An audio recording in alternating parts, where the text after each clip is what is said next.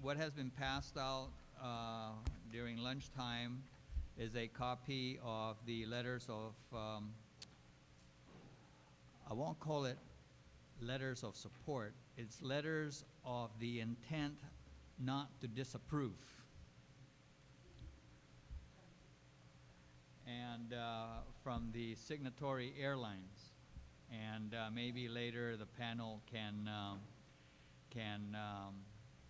explain what this means. Does not the letters of no intention to disapprove, and then also was passed out the draft indenture form for the bonds, and a draft indenture form for the restructuring of the Bank of Hawaii loan, correct? Huh? Oh, I'm sorry. So then the document that's entitled Bank of Hawaii indenture, that's for the 2003 bond.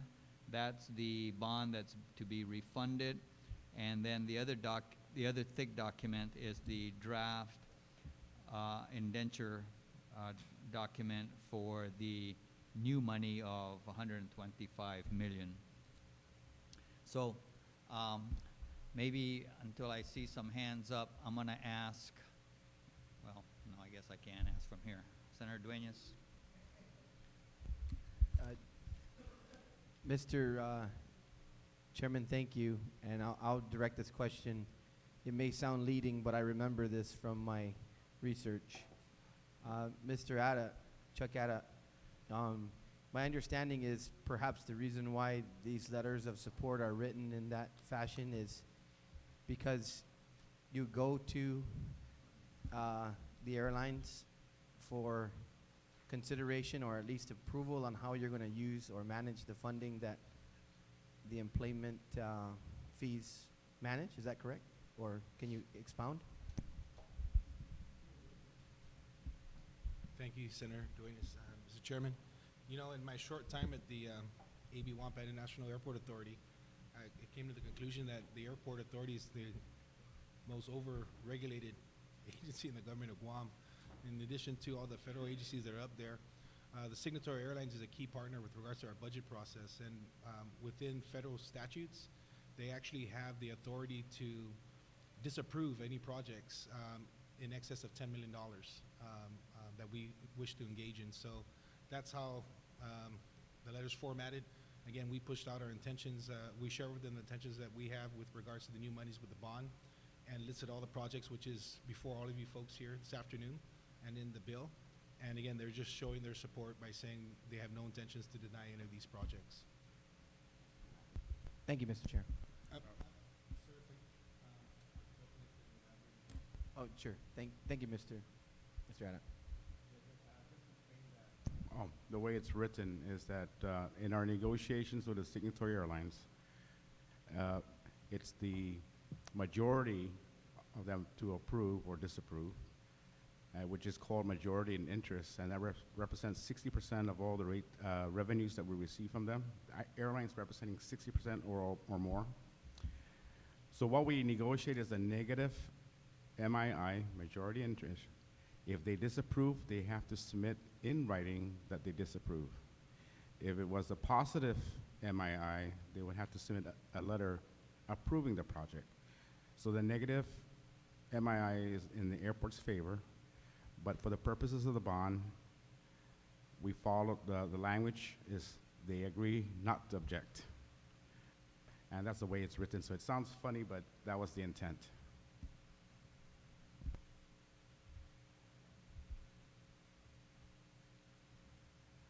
I want to go ahead, Senator Uggan. Thank you very much, Mr. Chairman. Just, I guess my first line of question is, are you going to proceed section by section in terms of the nature of the discussion, or can we just ask some general questions based on your guidance? Well, because there was nobody had raised their hands, I went ahead and started with this, but I think once we finish with this letter of support, we can go ahead and go section by section. Okay. Just to follow up, thank you very much, Mr. Chairman. Just to follow up in regards to some of the statements, I think there really has to be clarity and specificity in terms of the airlines conceding or not disapproving some of these projects. Because right now, with most of the communication, if not all of them, I see 4 items in which they have highlighted: the International Arrivals Corridor project, the holdback screening relocation project, the Phase 3 near-fault seismic upgrade project, and the Phase 4. Those are the 4 items that they have consented to not disapprove. But if you take a look at the list that's contained within the proposal, it does highlight, if I'm not mistaken, no less than 16 or 17 components associated with the proposal in terms of possibly upgrading the airport facility. So just, Mr. Speaker, Mr. Chairman, in terms of specificity and in terms of clarity so that our people understand, yes, the airlines have consented, and I appreciate the documents, certainly, but they have consented to not disapprove 4 of the projects that have been highlighted in their letters, and not necessarily the entire 18 projects that are being proposed. And that's where we as members of this body certainly would step in and consent to, based on our conversation, whether in fact those will continue to be a priority and be retained in the bond proposal. So I just wanted to bring that not only to your attention, and thank you, Mr. Chairman, for also highlighting that, but to the attention of members of this body and also to the public, so that as we speak with regards to the airline consenting to not disapprove some of these projects, that it refers directly to those 4 areas that I just highlighted. Thank you very much, Mr. Chairman. Thank you, Senator Elgin. Just for clarity purposes, I mentioned earlier, and I apologize, I don't have the specific federal aviation statute, but in that statute, it's specific to projects that the airport wishes to engage of $10 million and over. So the other projects that are listed within Priority 1 and Priority 2 does not fall within that 10 million, so they do not have purview, or they cannot disapprove those projects. It's the ones that are 10 million and above. Okay, that makes a lot of sense also, and it also provides a little additional clarity. Thank you very much, Mr. Chairman. All right, thank you. Vice Speaker Cruz? The MIAA, they can disapprove any project over 10 million. Is that what you're saying? The MII, that's correct, Vice Speaker. But they have no authority to have any say in increasing in $60 million of additional projects? If my math is right, there's 50, 60, 70 million dollars of projects that they are not disapproving, but unless I'm mistaken, we're asking for an additional 60, is it 125 million that we're asking for? So if you break it down into 9,999,000 and you have 7 projects like that, they have no authority to object to that, even if it's cumulative 60? I would assume they would if it was like one project and you're phasing it, but they're obviously all different projects, again, below the $10 million mark.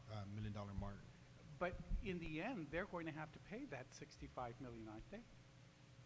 I mean, they're going to have to participate in assuring that those $65 million is paid for. Correct.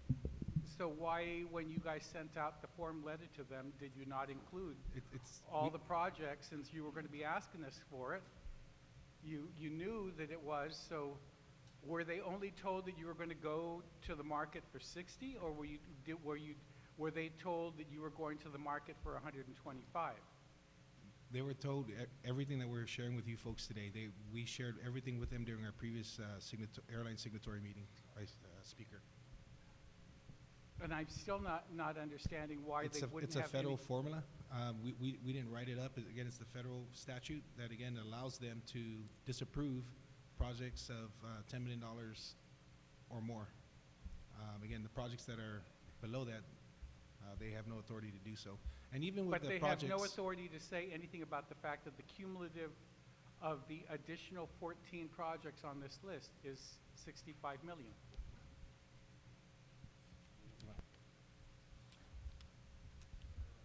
If I could respond to that, the entire financing program,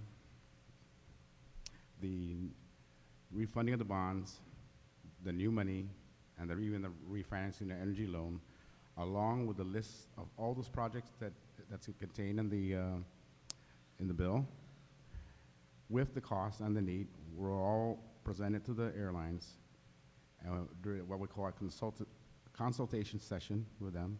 We went through it.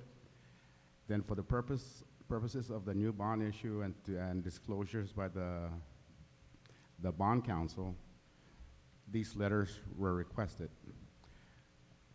The airlines do have a 1-year authority to defer a project. After that, they have no authority. What they can disapprove going forward is anything 10 million and over. So they actually could disapprove that. So based on the provisions of the airline agreement, that was the importance that was placed on projects 10 million and over. But all the projects and their amounts were discussed with the signatory airlines. It's not that I'm doubting you. I'm sorry, sir? It's not that I'm doubting you. I'm just asking why, when you were going to send this bill to us with these 18 projects on it, and since you guys wrote those form letters that they all signed, because they have, except for the United letter, I mean, they look exactly the same. Correct. Since you gave them the form, why didn't you give them all 18 projects so there would be no question on our mind that they approve of the additional $65 million worth of projects? I believe the first sentence of the letter would refer to the new finance plan, and that package that was provided to them contained all that information, contained that list, the list of projects, the refunding scenario, the new money scenario, as well as the refinancing of the energy loan. And so to each one of these individual airlines, how much of additional fees is it going to require them to pay in order to be able to service this loan? I mean, this bond. Presently, based on our draft FY14 operating budget, which we are already in consultation with the airlines, we have one more meeting with them, I believe, and the full debt service that was shown in our presentation today is incorporated into that budget. The new revenues were also incorporated into the budget. So what happens is that the airport can fund the additional debt service and at the same time reduce the cost per in-plane passenger for the airlines. That's the scenario, which is essentially we get the additional money, we use it for our requirements, and then at the same time reduce the airline costs. That's presently our business plan for FY14. Okay. Senator Nicholas and then Senator Reagan. I just want to first clarify the nature of the conversation. We're talking about the new money now. That's correct. The new 125 million. None of these projects are being included in the refunding portion of the 135.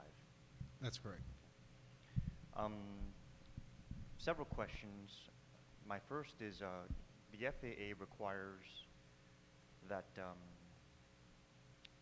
the airlines be consulted for projects over 10 million, and we get their science, their authorization here.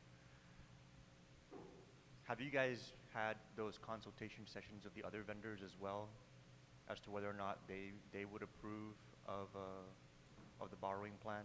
And the reason why I'm asking is because this 125 million, we're not going to be having a public hearing on it if we do pass this bill. And that public hearing would have been the forum for everybody else, aside from just these airlines, to come in and express their concerns. So as far as the other vendors are concerned at the airport, were they all included in that consultation conference? Have they been advised that this is what's going to be happening and that the costs are going to be going up? And In that specific meeting, no, they weren't there. It was specific to the signatory airlines. But we do have an area, our airport operations committee, where that was briefed out to all tenant stakeholders. so they are aware of the 125 million borrowing that's being proposed. That's correct, and they're actually all excited too as well, sir. Okay. See, I'm just following on the line of thinking here of the Vice Speaker, because basically what I know where he's going. What he's saying is, this is a good thing. You know, what you guys did here was very, very good. And it would have been made even better if the full amount was just included in the disclosure. And it would have been even better for me if we just included all the stakeholders who are going to be impacted. So I just wanted to make that comment that this was a good initial step, and I understand that it was as part of the FAA requirement. But since we already went this far, we could have just taken the extra step of getting all the numbers on the paper and all the stakeholders, you know, involved as well. It would have really helped us along, because that for myself, I make the mistake too often of speaking for the group. For myself, it would have it would have really helped out in trying to reconcile not having a public hearing, you know. So I just wanted to make that one comment there. And Senator, if I could, what we can do, if it pleases the legislative body, we can provide the minutes to the Aoc meeting where it does state that that was presented, and the sign-in, because it would show any responses of any of the stakeholders if they had any issues with what was presented to them. But you know, I do also want to point out with regards to the letters that were submitted by the signatory airlines, it does in the second paragraph say, you know, that therefore they waive the 30-day period to disapprove such capital improvements in priority 1 and priority 2 projects. So this identifies everything. And then just to clarify, on another line of questioning on this new money, on section 3 of the bill, it kind of outlines the parameters of the borrowing. And one of the items here on line 11 of page 4 is that the maturity shall not be later than 32 years from the date of issuance. And I just would like the airport to kind of clarify for the body and for myself, because I understand that one of the biggest reasons why the entire government of Guam is not able to avail itself of any airport revenue is because of FAA restrictions on the money. And so if we're going to be going into this bond for 32 years with this $125 million, is that going to include the same FAA restrictions that we've been tied up with over all these years previous?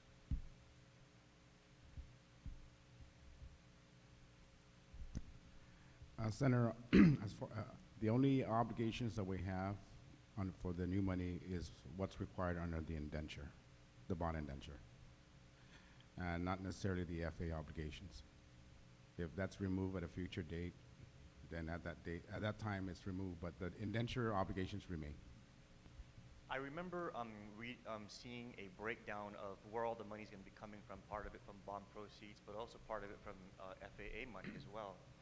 And so that's going to be included in this overall package that we're going to be getting. In other words, we're getting the 125 from the bond market, but we're also going to be pairing that up with additional revenue from the FAA to complement the projects. Yeah. Is that correct? Yeah, there is FAA funding in some of the projects that are considered under the bond, but there's also projects that are not included here. If such a time that the FAA no longer has oversight in Guam, then there's of course an agreement that the obligations would disappear also, would terminate with that, same way as with the other islands. The how much FAA money in addition to this 125? This is coming from the bond market. How much FAA money is coming in to also augment the projects?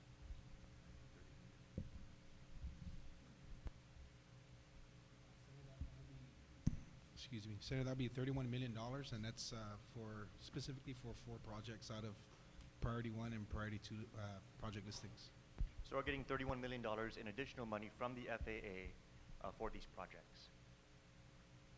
That's a very good thing. I mean, it's of course more spending on the island, more stimulus, more economic activity, more construction. But on the flip side of it also, the reality is that by accepting that $31 million from the FAA, we're also going to be continuing to keep the airport under that FAA thumb that has been preventing the government from being able to work with the airport and tapping into any of the revenue streams from there. Is that correct? It wouldn't just be prohibited by the FAA, but it would actually be prohibited from our bondholders as well. And that's because the bond covenant is also intending to include language there that would restrict the accessing of any airport revenue for any other reasons besides expenditures at the airport. Now, for the $31 million in FAA money, that's coming in the form of a grant. Is that a grant from the FAA? Yes, they are, sir. And so since these grants are tied to the indenture, the borrowing of 125 million, it's fair to extrapolate then that the duration of those bonds for 32 years are also going to be the duration of our relationship tie-in with the FAA for this additional 31 million. Because technically, if the 31 million is going to capitalize a project, and the project is still technically being the funding for that project is still technically being paid over that same time period, then we can assume that the $31 million is considered live until the bond is actually retired? No, sir. Each grant that we receive from the FAA has a 20-year obligation. So even the grants from 10 years ago, we still have a 10-year obligation on them. Okay, thank you for the clarification. So if we borrow for 32 years, after 20 years, we're no longer under the FAA umbrella for those $31 million. For that grant, yes. How much more? I'm sorry, go These ahead. grants, I'm sorry, Senator, are multi-year grants. In other words, we're looking at this whole process to take 3 to 5 years. So 3 of these years, or the first 3 years, is where we expect multi-year grants from the FAA. So the 20-year clock stops after the last installment payment of the grant? Or the last grant that we execute, from that point, 20 years forward. Okay, but we're looking at executing the grants over a rolling 3-year period. Correct. So we're looking at a 23-year period then of FAA. That's correct. How much more in FAA grants do we currently have outstanding from the FAA that are on a 10-year clock right now? That's under obligation already? Yes, correct. I can safely say in the last 10 years, we have received $170 million from the FAA. And that 170 years has different starting periods, but they're all within the 10 years. That's correct. So we can safely assume that in the next 10 years, that 170 million is going to kind of retire, and we're no longer going to be obligated to the FAA restrictions on that 170. As each year, whatever grants we receive for that year, 20 years later, then those grants then start to retire. Okay. So in the next 10 years, we're going to have 170 million in grants retiring. But if we go out and we borrow this money and we engage in these projects, we can look at an additional 10 years beyond that of us being restricted under the FAA covenants, because that's for 20 years. Yeah. I don't want to presume, but I would imagine if there's a change in the political status that we would negotiate with the federal government as to whether to terminate those obligations with the FAA, but that's Yeah, okay. higher pay level. Yes, yes. I'm trying to get a feel here for what kind of timelines we're looking at in terms of restrictions, because I understand that the airport's done very, very well. You guys have been doing a fantastic job up there, and the revenue streams have been very, very strong. And in certain areas of the government, it would be very attractive to be able to access some of those revenue streams in order to help many other areas that need help, the same way we're able to do with the Tourist Attraction Fund. But unfortunately, because of these FAA restrictions, we're not able to do that. And so, realistically speaking, by moving forward with this new 125 million and the 31 million in FAA money that's going to be coming with it, we're looking at the same situation for the next 20 years. With no change in status. Okay. Thank you, Mr. Chairman. Thank you. Mr. Carlson, did you have a point of information that you wanted to make? point of information, similar to Guam Power Authority and Guam Water Works Authority, the autonomous agencies or utilities, there are provisions in their indentures that kind of prohibit um, funds to be used outside of the purpose for, you know, water and power. So this section there, or this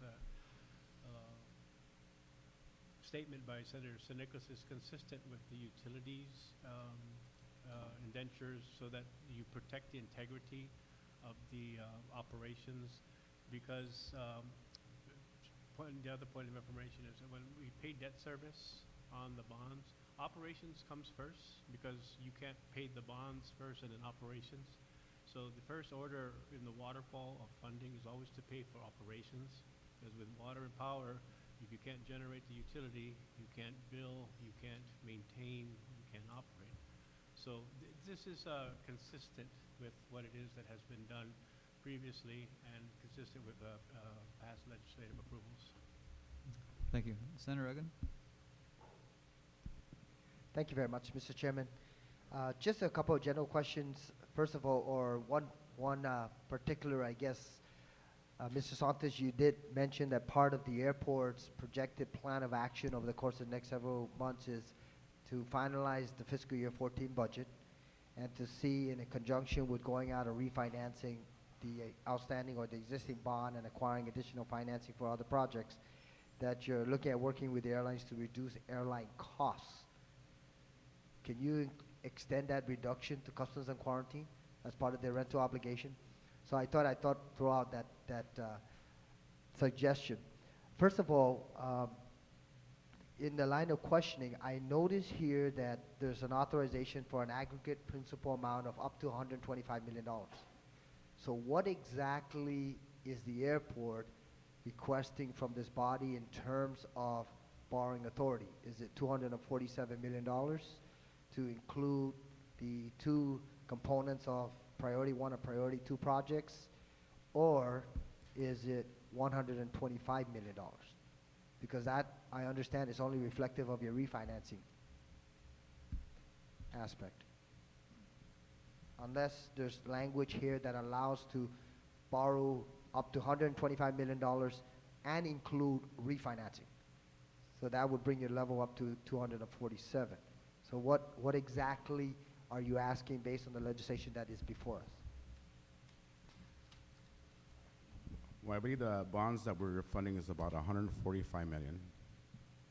The $125 million consists of the $110 million, approximately $110 million, which is the Priority 1 and Priority 2. It contains the issuance costs, or includes the issuance costs.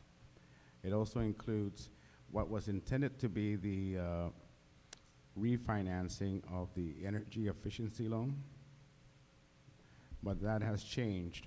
What has occurred is that in refunding the 2003 bonds, the bond reserve fund, which is about equivalent to 25%, I believe, 25% of the reserve, we could not use the funds that are already there to fund the bond reserve for the new bonds.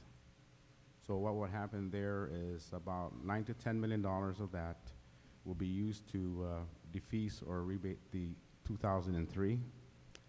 Then that 10 million then is deposited into bond reserve fund.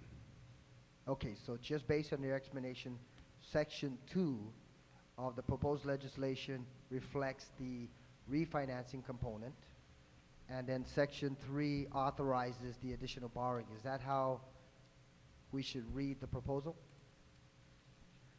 Well, Gita? Speak into the mic. Section 2 is specific to authorizing the refunding, and then Section 3 is specific to authorizing the Priority 1 and Priority 2 projects with the new money. Okay, so that being the case, so the cumulative requested amount from this proposal would be $247 million, approximately $250 million from the airport authority. And the reason why I bring this up, Mr. Chairman, is because I believe that in previous bond legislation, we had highlighted in each of the individualized sections the authority to go out and refinance to a certain amount and the authority to go out and borrow up to a certain amount. So I would like to request the consideration of the chair that as it applies to section 3, if I can request from the airport authority, the Antonio B. Wampat Airport Authority personnel, the opportunity to be able to get at least the cost estimate. I understand they're just estimates, but the cost estimate per project so that at least we can incorporate into the legislation, and anyone that reads this henceforth would understand that the projected cost for phase 3 is reflected in the letters from the airlines, but the projected cost for some of the other smaller projects would be incorporated in there, so it adds up to, for section 3, up to amount of $125 million. And I also bring that up, Mr. Chairman, because it was also mentioned that the FAA will be contributing $31 million to projects at the airport authority. So if that is the case, my question is, so your overall financing of additional projects would be 125, up to 125 plus 31? Is that the case, or is the 31 allocated through FAA for other projects not hereby listed? The 31 is for projects listed in priority 1 and 2. And I apologize, Senator, I asked the chairman if I could make copies, just announce that we'll be making, I apologize, we didn't make copies for you folks during lunch, but this outlines all the projects, both the federal cost share, the airport cost share, and then the anticipated bond proceeds. So that being the case, Mr. Chairman, as we receive that documentation, would it be appropriate to suggest a floor amendment that those numbers be associated with these respective projects so that in fact we can, I think it would be appropriate. Okay, then, Mr. Chairman, if I may, I'd like to move that in section 3, as we receive the information from the airport officials, that all the projects highlighted, that the estimated, and I use that word lightly only because obviously things are subject to change, that the estimated cost per individualized project be placed to the right of the respective project so that there's a cumulative total towards the bottom. That would be my proposed amendment, Mr. Chairman. Thank you very much. So basically, your motion would be then to add the additional information of the cost estimate as provided by the Guam International Airport for each of the projects listed on page. The AB Wampat International Airport, Mr. Chairman. Page 5. Okay. Any objections? None. Thank you, Mr. Chairman. Thank you, Senators. You want to? I would just like to ask, did you want to clarify about the 31 million? Would, in the interest of time considerations and drafting and engrossment, would you guys consider, after reviewing this, to just put attachment 1, consistent with attachment 1? It's up, I mean, you know, it's the same We don't want to thing. deal with exhibits right now. Thank you very much, Mr. Okay. Okay, you finished, Senator Egan? Okay. Maybe though I'm going to ask the airport to clarify, because you had a question about that $31 million grant from FAA.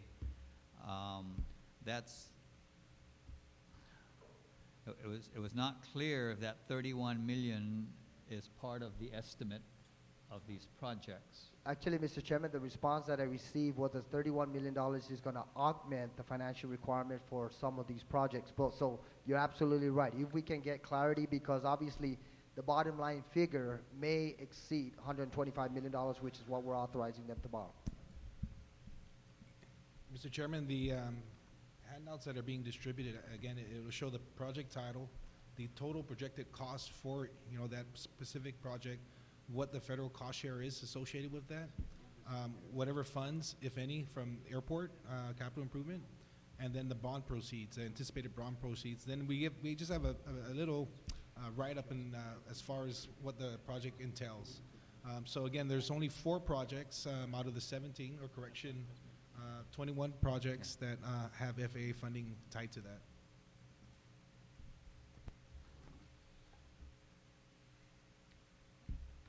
Speaker? on the same line of question, because I'm with the $31 million, is that the airport receives federal grants from FAA, and there are two types of grants, right? You have the entitlement grant and the discretionary ones. The 31 million falls under what category?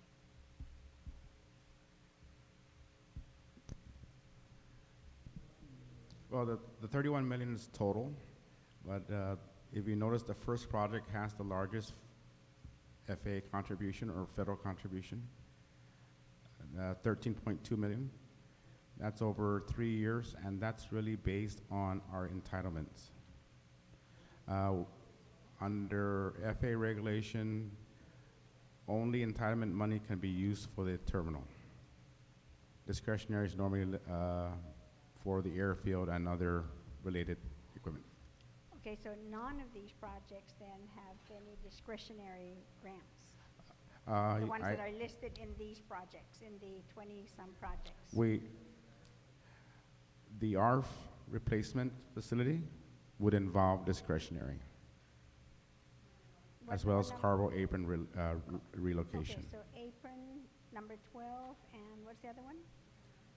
And 11. So those are discretionary. Correct. Okay. Now, one more. So are any of these on a reimbursement basis? That means you must pay this up front, then the federal government will reimburse the airport for any of these projects? Yes, all our federal funding is on a reimbursable basis. The three that we have here, 1, 11, and 12. Right. Yes. Senator San Nicolas had his hand up first. Thank you for the indulgence, Mr. Chair. I know that I previously had some questions, but I had one that I just missed to ask. And this is concerning the $125 million in new money. Now, the 135 in refunding, I can really get behind, because we're basically not going to be needing any new revenue money to pay for that, because it's going to pretty much pay for itself in the savings that we're going to generate on the refunding. But this 125 million, I needed some clarification on the revenue streams that are going to pay for that additional borrowing. Now, I know some of it's going to come from the savings of the refunding. Of course, some of it's going to come from the airlines. But in particular, with the new vendor contract that's been awarded, how much of that new contract is going to be necessary for the payment of the bond of the debt service for the 125 million?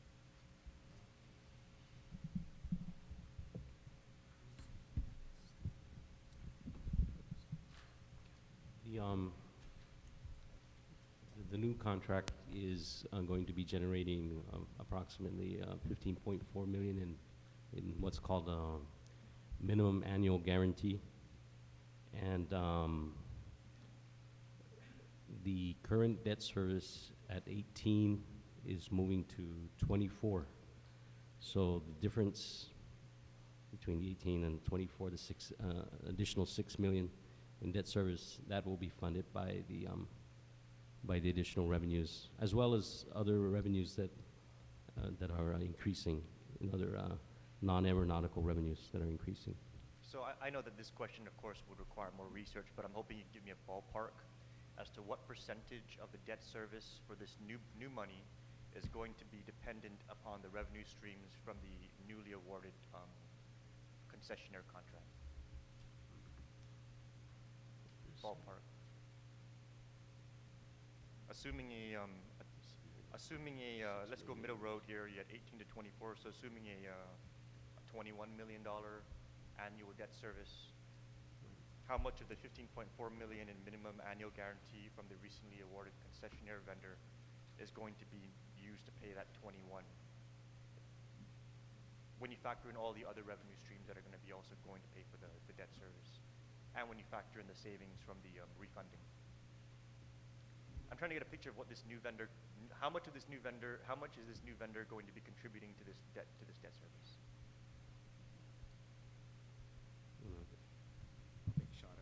Yeah, I Well, know that it's the current revenues from retail, or uh, the previous was estimated to be about $7 million per year. That's a total revenue contribution. So now it's gone up to 15.4. But off that, of the projects here, the way we can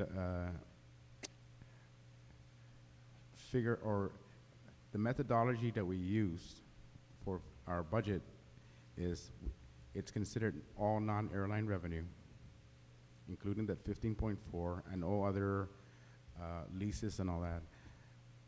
That is reduced from our revenue requirement, and anything left will be paid for by the carriers. And then, as I stated before, in this particular case, FY14, it will be a lower cost to the carriers. So we could safely say that as a result of the additional retail revenues, it would apply almost 100% to the new debt service, or increased debt service. So of this new 15.4 million in minimal annual guarantee that we're going to be getting from the new concessionaire contract, or it's safe to assume that 100% of that 15.4 million is going to go to pay for the debt service of between 18 to 24 million. That's correct. That's correct. Now, that was a particular concern of mine, because, and please correct me if I'm wrong, but isn't the current concessionaire contract under litigation? Yes, sir. Or it's under, Yes, it is. So of the 18 to 24 million in debt service, of which 15.4 million of the current vendor contract is going to be used to capitalize that debt service, there is a risk that that existing litigation could affect the actuals of the 15.4 million.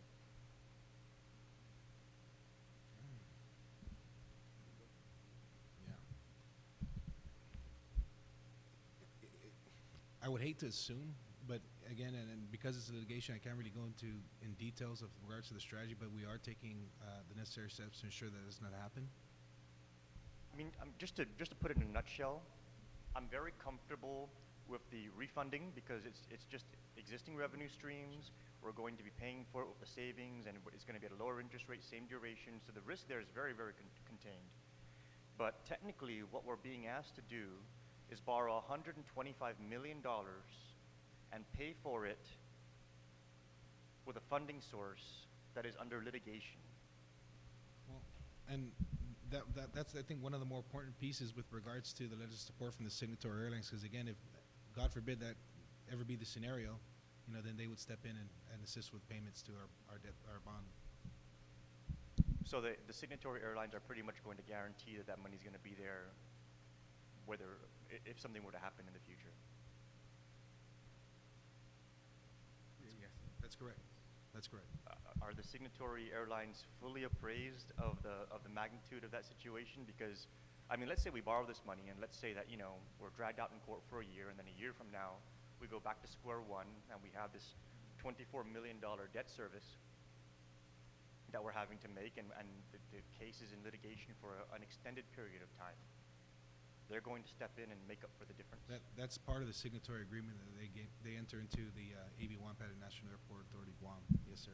Now, if the airlines do step in and cover that shortfall, could that potentially result in an increase in fares to our people and the cost of traveling on those airlines? Absolutely. And again, that's why I can't go into detail with regards, because it's in litigation, but we're doing everything we can to ensure that that's not the case, sir.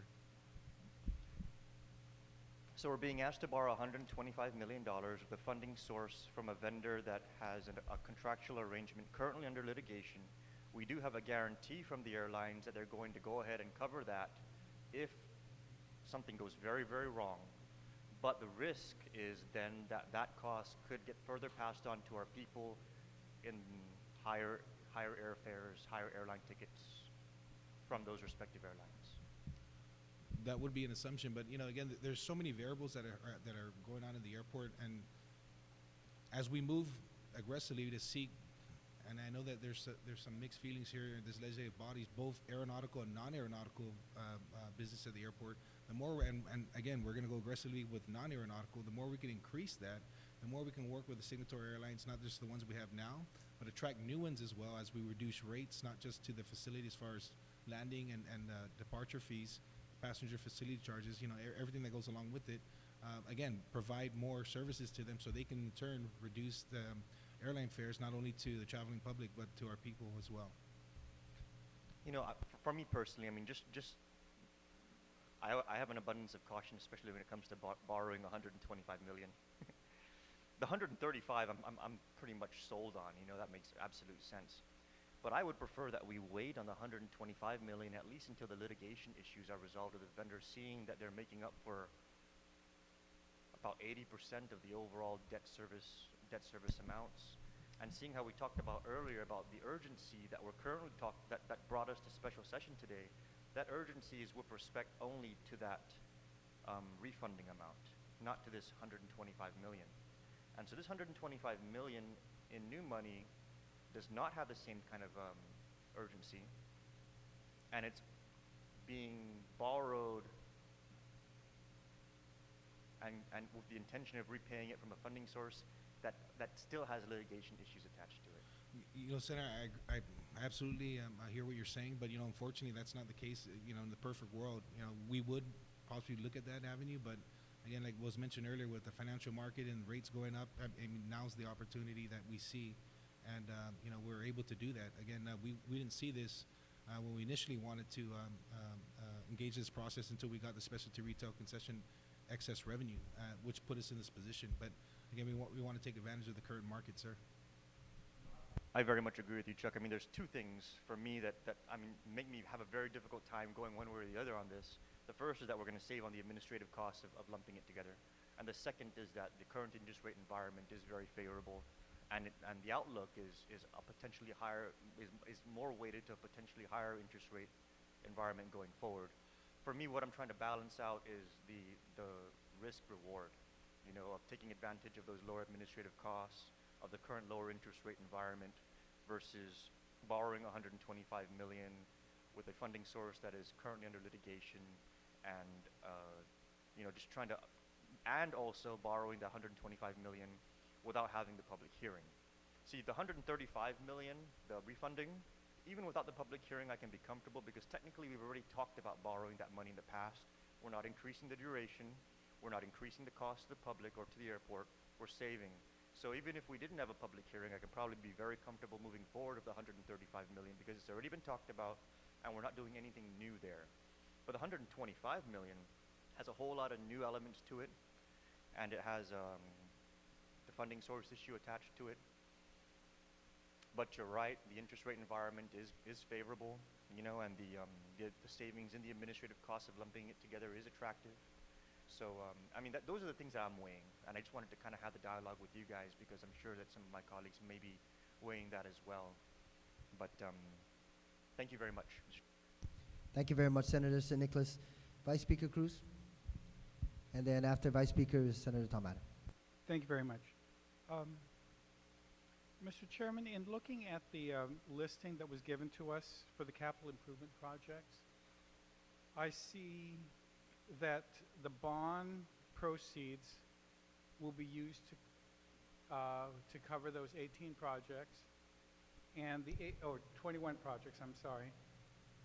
But the total that I see in the on the last page, on the second page, is 109,710. What's the other 15 million for?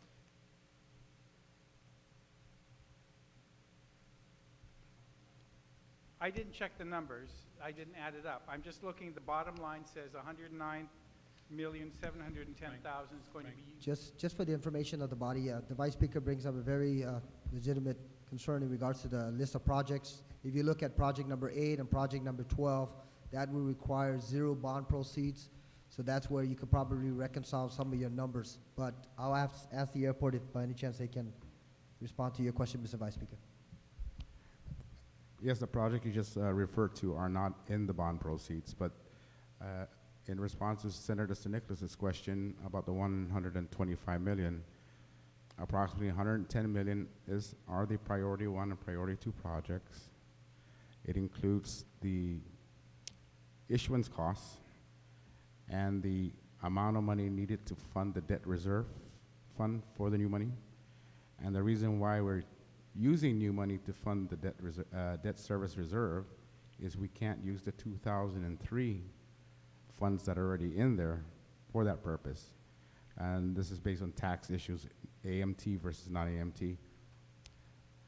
So the $9 million 10 is going to be used to purchase or rebate the 2003 bonds by that amount. So we have to fund the new debt service to 100%. Half of it is from new money. Okay. And in this thing that was presented earlier with the graphs on the side,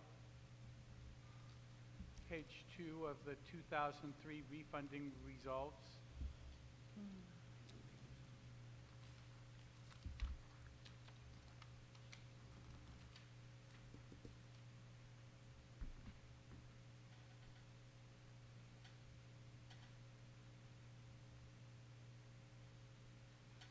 is that the 15,000, the new debt service reserve 12.6, and cost of issuance 2 million? Is that the 15? No, this refers only to the refunding component.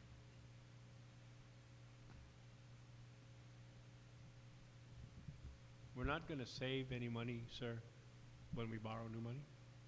Okay. So all of this, it makes reference and substantiates first the core, which is the refunding opportunity, and this is what this whole page was for, to help you understand how we get to the second column. Once we get to columns 3, marked columns 2 and 3, then you see what the incremental cost increase for priority 1 and priority 2 costs. I'm not sure what you're referring to. The first page of the Yeah. yeah. So first column, 18.113954 is what we're paying for existing debt service. Under current market conditions, just doing the refunding, that will drop to $16,419,724. If we add, with your approval, priority 1 projects, which total $83 million, the debt service would then go up to $22 million. If you add priority 1 and priority 2 projects, it'll go up to roughly $24 million. So the difference between what we're paying right now and the $110 million over the next 10 years will be approximately $6 million additional up into 2024. Then it drops to $10 million for basically funding the $125 million that was secured for the new money components. And please excuse my naivete, all right? I'm not a financier. But I was looking at what you gave us today for the preliminary official statement. And on page 19,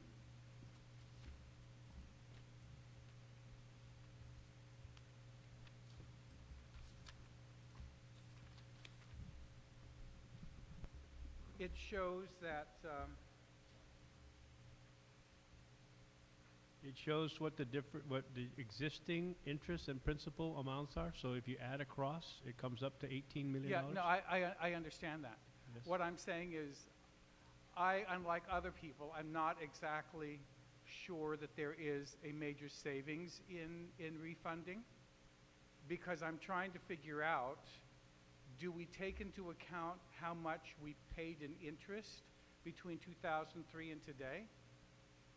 Because over the last 10 years, our payments have been mostly interest payments, if I'm not mistaken. Is that correct? Like in these first 10 that you're showing on this one, of the 18, 10 will go to principal and 7 will go to interest. And as the years go on, finally after about 10 years, you're paying mostly principal and a very small amount for interest. I'm wondering, over the last 10 years on the 2003 bond, how much have we paid in interest, And when you guys figure out what you believe to be the savings in refunding the 2003 bond, do you take into account that you've already maybe paid 50 million in interest? That's just a thank you to the holders. And No, sir. You cannot look at it from that perspective. Let's say you bought a house at $100,000. You paid 10 years on your 30-year mortgage. You have ownership interest in equity that you have achieved. You have use of your house for that 10-year period of time. Then you're looking at the next 10 years of your mortgage payment, and you say to yourself, okay, interest rates are in my favor. I'm going to own my house for another 10 years. Maybe I should reduce the cost of ownership of living in my house. So what you did, you got kind of like the use of your house for the first 10 years, and you basically got the benefit from it. In the airport's case, we did two things. We got the money to build the airport itself. We've had beneficial use of the infrastructure, which is the Guam International Airport Authority, AB wampat Guam International Airport Authority, and we've had that. So that is how you have to, take a forward approach to what it is that you have as far as a continuing financial obligation. You cannot factor in what it is that you paid for the use and the construction and the revenue that has been generated since the airport opened up in 95, 96. okay, well, that helps me with my personal decision too, because as you talked about using your own, I mean, a home is an example. I was watching how over the last 20 years, my principal amount of my loan was virtually stuck at what I started with 20 years ago. And finally, about 2 years ago, I started to see it starting to drop. And now with everybody talking about these new lower interest payments, I'm like, do I dare go out and do something? And then all of a sudden, I'm back up where all I'm paying is interest as opposed to reducing the principal on my home. And so I'm just, it's an interesting thing that you're saying, yeah, but you already had use of it for 20 years, and so that you should write that off as your lease payments or your rent payment during that period and have equity. I still am trying to figure out the amount of money that we're having to pay, and like the good senator from Talafofo Dedido, I am a little concerned about the fact that the full MAG is going to be used for this, and if there is a problem with that,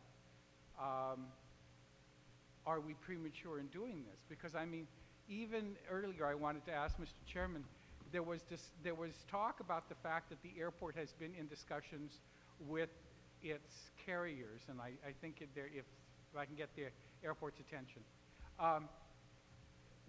You have not concluded your discussions with your carriers about approving your budget, have you?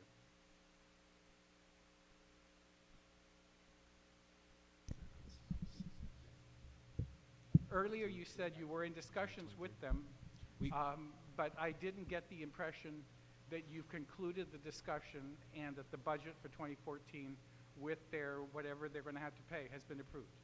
Yes, sir, that was done on July 23rd. Our budget hearings or our budget meetings with the signatory airlines.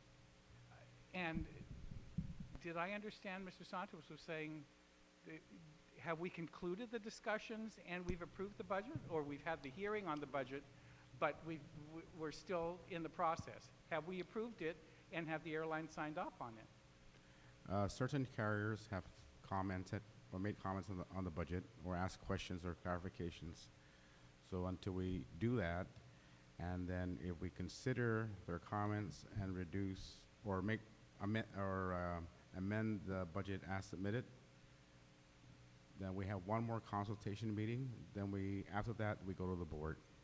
Okay. But we expect. So give me some dates. Like, our next consultative meeting is going to be on August what? And our next board meeting will be on August or September what? What? Being that the last meeting was just this past July 23rd, we expect the next set of meeting, our next meeting to be around August, I think 13th, or the week of August 13th. The consultative meeting or the board meeting? The final consultative meeting with the airlines. And the approval by the board is going to be done when? August 29th. And the budget also has what the airlines are going to be paying and their buy-in to also service 60% of this bond issuance, correct? That's correct. And you're giving yourself until a second consultative meeting on August the 13th and a board meeting on the 23rd, but demanding that this legislature meet today, vote on this today, but you're not imposing those same time constraints on yourself.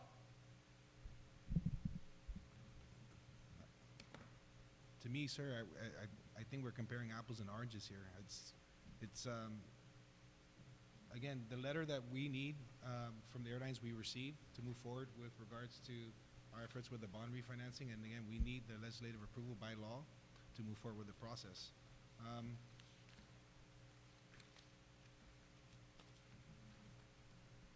I understand. I'm just saying, I just want it on the record that we're being forced today to meet in a special session, told we have to do this today. But you've just told me you've scheduled yourself a second consultative hearing with your airlines on the 13th of August, and you're not planning on approving the budget, which will also cover for about 60% of what's going to be paying for this new bond from your carriers. You said they have 60% MIAA or whatever that is. But we have to do this today, but you have until the 23rd to get your budget done. But we don't have the time to have our hearing on the 6th and possibly getting this done before you have your consultative hearing on the 13th. Yeah, again, I don't understand how this process has to do with the budget where Does that also have an impact on whether or not you're going to be able to make your payments on the bond? Does it provide money to your debt service? correct, and that was presented to our signatory airline partners. What we're going back to them, the concerns they had wasn't specific to how we're repaying any of our debt. It was on some issues with regards to other policies within the airport.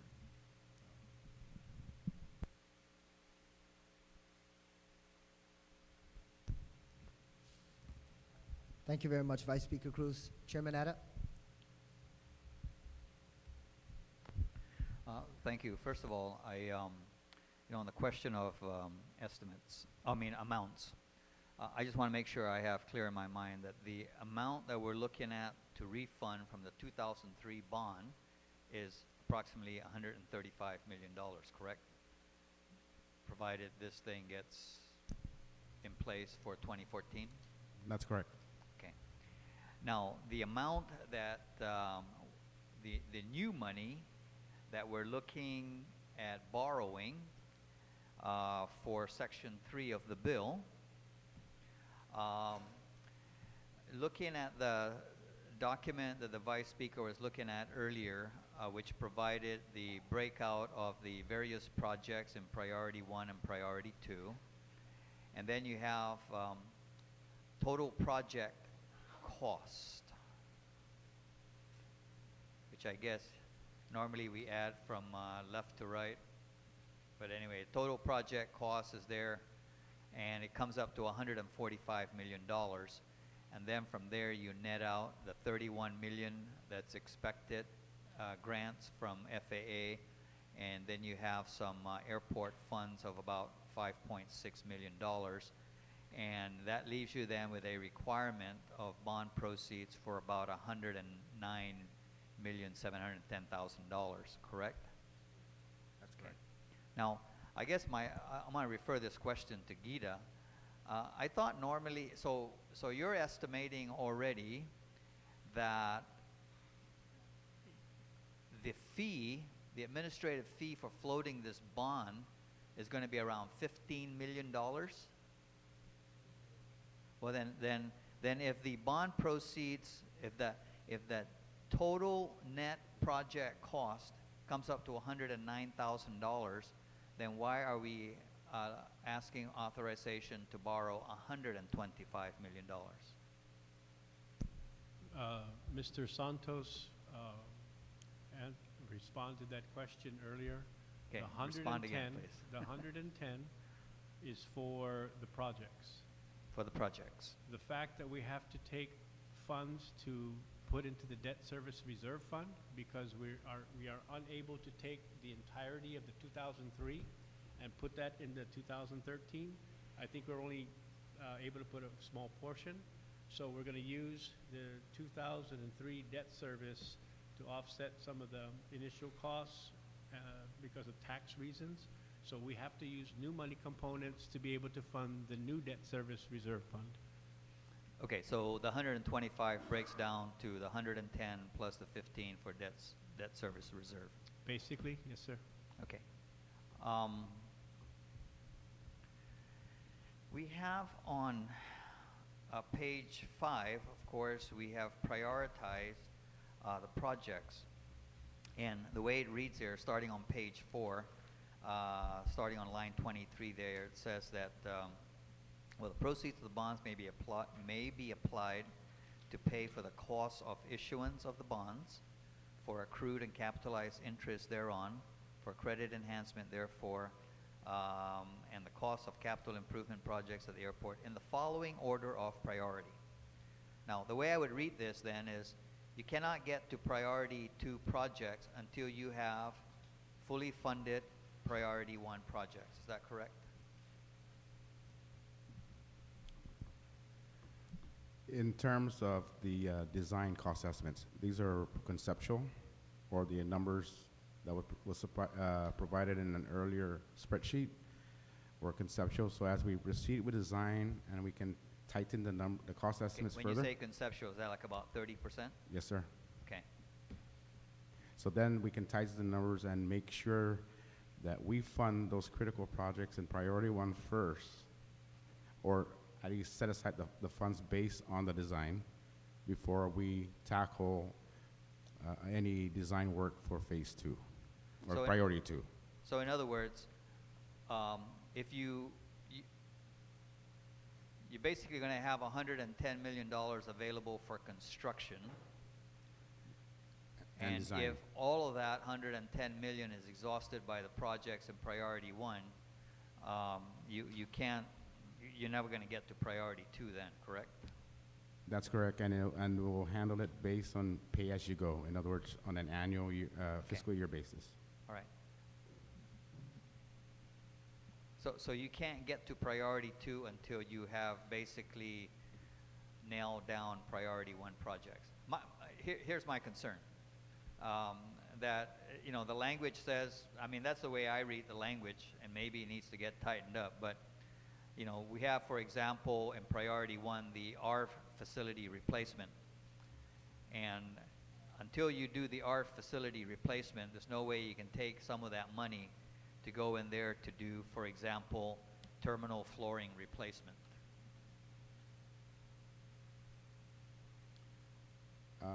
Yeah, based on what's the list that's contained in the bill, you can't really show how each project would develop.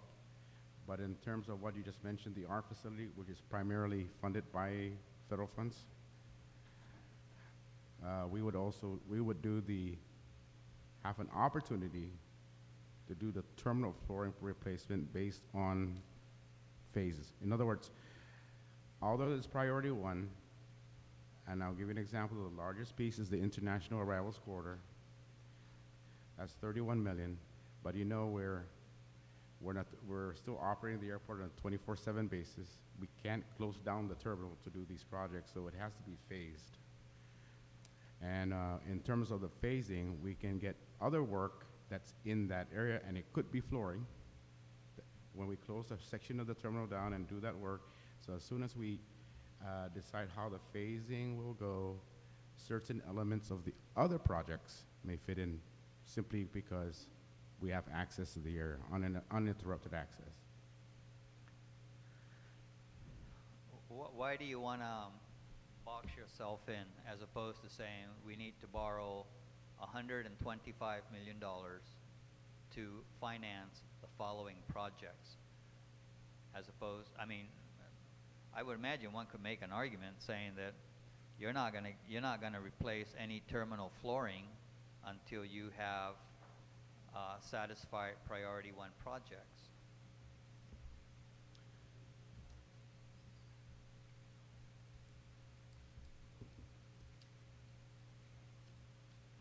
Yeah. So, and then again, on top of that, you're saying that these cost estimates that are provided here are at the 30% level. Now, No, sir, they're not. Some of them are based on the master plan, but most of them are just done with estimates done by our technical staff. okay, so what does that mean then? Does that mean that these cost estimates are most likely understated? Because then when you really start getting into the details up at the 100% level, I don't know when these estimates were made, 2-3 years ago. These figures are probably understated, correct? It could very well be the 31 million we have for the arrivals quarter. Another estimate was at 50 million, but the 31 million is based on a master plan estimate. But the projects, the due list, we know we need to get done. We've done it this way to provide us as much flexibility to make sure we do the priority 1 projects. Well, I don't think you're giving yourself much flexibility because the way the language is, yes. I see exactly where Senator Ada is going with this. He did the exact same thing with respect to the Port Authority of Guam loan that was recently passed by this body. He intentionally took the projects that were there and said it's $10 million because what if you had to spend $10 million for the service life extension of the wharfs and you never had any money to do anything else? Or if you did, you needed to get the federal fiscal management system, which was number 3. He did exactly the same thing in providing the port, which is the chairman over, flexibility. So I understand, if I understand you correctly, you within the context of the priority 1 and priority 2 additional money, new money bonds, if the language was changed for the following projects, it would provide the airport very probably well serving latitude to be able to roll with whatever punches occur. And again, I commend the Senator for his actions both with the Port Authority and I think what he's actually leading up to as far as an amendment right now. Right, and we'll make the amendments later, but I guess I just wanted to get your feedback that, you know, if you really think that the way it's written right now is giving you that flexibility, I don't think it is. The second item, if you can clarify for me, and I'm concerned, and maybe Gita can clarify this, is I know that a motion was made earlier to basically quantify the estimated construction cost for each of these projects. So, for example, then, the cost of the, I'll take a project, International Arrivals Corridor. You need about $19 million in bond proceeds. More than likely, and you've indicated, Mr. Santos, that this is more than likely really an understated cost. If this is the estimate at the 30% design level, by the time you get to the 100% and by the time you actually put out the contract with a lapse of time, the cost of this project may be $20 million. So if we attach $18 million to it, basically then the bill is saying that's all you're going to spend on it, $18 million. And if it comes out to 19, then I guess you pass that project and you go to another one. Senator, that's the reason why we didn't include the cost estimates to the right of the projects in the bill. No, what I'm saying is if you do that, wouldn't that be boxing you in? That's Chairman correct. Ada, are you referring to the amendment that was previously passed?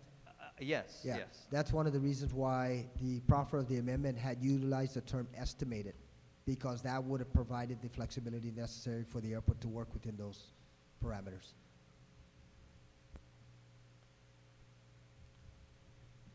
Okay, well, I guess again, arguably, one could read that as saying the following projects are authorized to be funded under the $125 million bond. One of them would be the hold back screening relocation for a cost of X million dollars. And that's all you're going to spend on that, even if it is an estimated cost. So, but I guess we'll deal with that after the panel has been dismissed insofar as debating on how that should be languaged.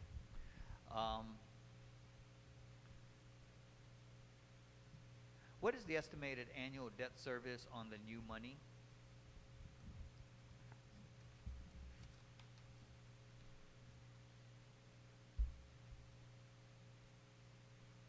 Just the new money. No, it's both.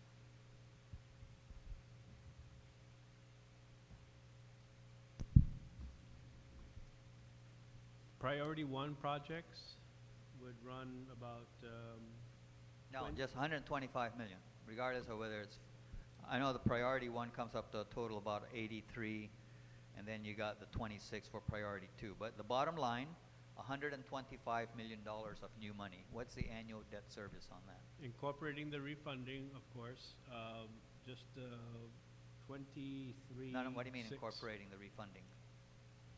I mean, the refunding, because we want to refund and then borrow again, so we're at 18, 16, then we go to 23, 6. No, I understand when you go to refund, the money that you, the debt service on the new bond is going to be at a lower interest rate, and so your annual debt service now on this money that was, this new money that was obtained to pay off the 2003 bond will be about $2 million less annually, correct? So I'm just looking at the annual debt service on the new money, 23.5? 23.5 on the 125 million, or on the refunded plus. Oh, so you're saying the annual debt service for the 125 and the 135, or the annual debt service on 260 million is 23 million a year. Is that what you're saying? For the first 10 years, Okay. and then it drops off to 10 million. Drops off by 50%? More than. Okay.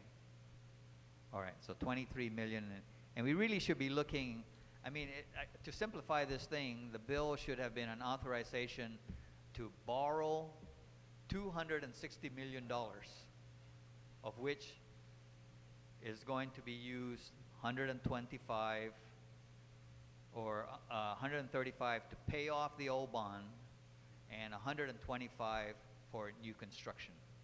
I mean, that's what it comes down to. So the debt service on 260 million is 23 million. Am I understanding it correctly? Approximately, yes. Yeah, okay.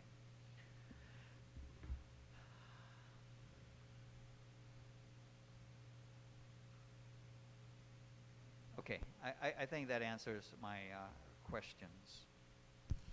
Thank you very much, Thank Chairman you. Ada. Senator Yamashita, Senator San Nicolas, anyone else would like to ask some general questions? Otherwise, we're going to go section by section. And then, I'm sorry, and then Senator Dueñas, and then we're going to proceed section by section so that we can cover many of the additional specific concerns. So, Senator Yamashita, you have the floor. Thank you very much, Mr. Chair, for allowing me the opportunity to speak. Thank you all for being here and for sharing your intelligence and the vision of bringing our airport to a certain standard. As we talk about conceptual design monies, as we talk about borrowing more monies and ways that we're going to make payments and invest, my question is really this. In looking at all of the priorities and the projects and in coming up with the estimates, did all of these estimates include ensuring that the work is going to be accessible and is going to support those of us with disabilities? For example, when you go into the International Arrivals Corridor, are we going to make sure that we have ramps, that we have accessibility, that we have lights for those of us who are deaf, that we have Braille all around for those of us who are blind, and that sort, and everything, somehow parking expansion, there are always components, and Director Ada, I raise that because oftentimes when I raise this kind of thought, people always tell me it costs too much. And for many, it becomes a choice issue. They choose not to. And I don't believe that we can make that kind of choice. So I'm really hoping that you're saying all of that is being considered and all of that will be reflected in your conceptual design work. Absolutely, Senator. We are very excited to engage this whole process. We look at this as an opportunity to perpetuate the AB Wampat International Airport Authority to the global stage and become a global competitor, attracting more, not only airlines, but other services, aeronautical services and non-airport services to the airport. Not only special needs populations that we're looking at, but even service animals as well. Yes, ma'am. Thank you. I'm very hopeful to hear that. Thank you so much. Thank you. Thank you very much, Senator Yamashita. Senator St. Nicholas, you have the floor. Thank you, Mr. Chairman. I just had a few more questions.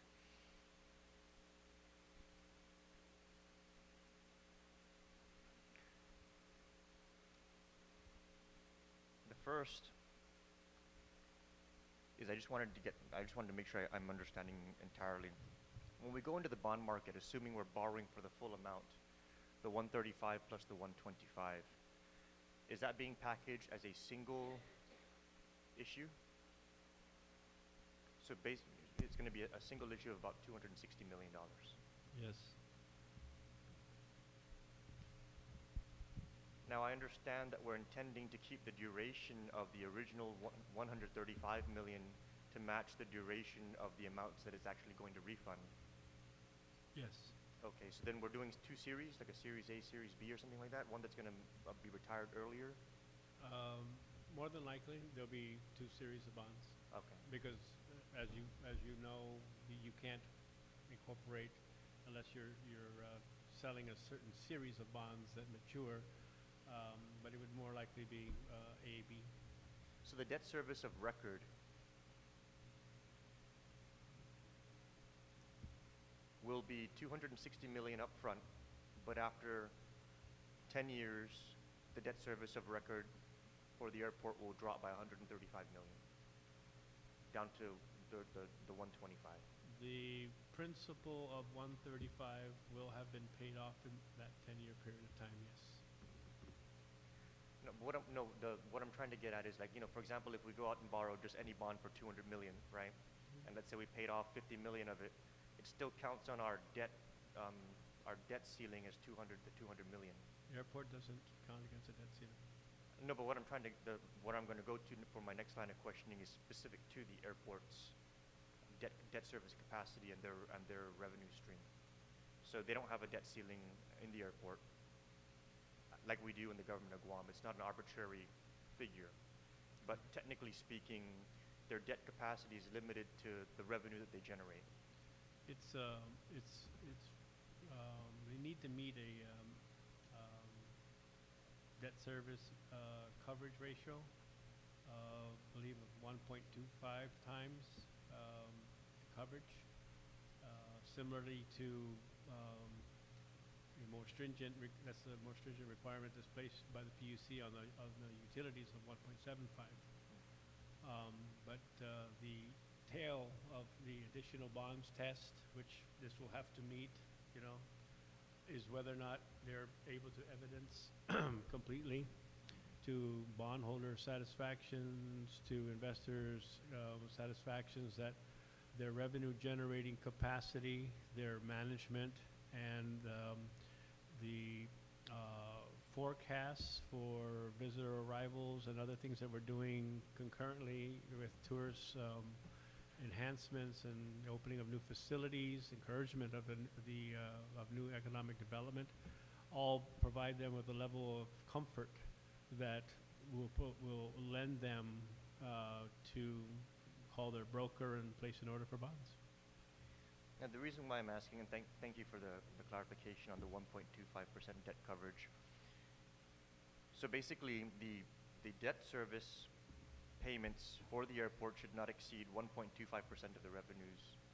that No, they- no, I'm it's a sorry, minimum. ratio. the Yeah, ratio. it's a minimum ratio they have to maintain. As a matter of fact, I think Mr. Berdalio has some historical debt service coverage information that he might be able to share.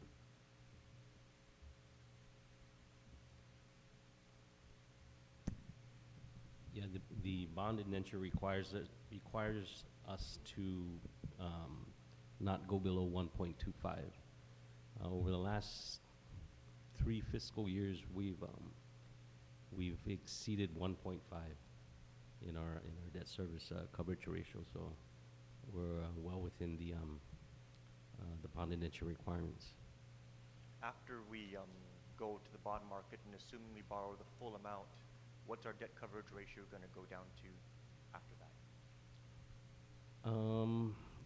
There are some projections, and these are just projected amounts, of course, but I believe it was 1.63 to include the new debt service, and of course the additional revenues that we're receiving from the new concession contract. So right now we're at 1.5. No, right currently, actually for this year we're doing really well. We are up at about 1.8. 1.8.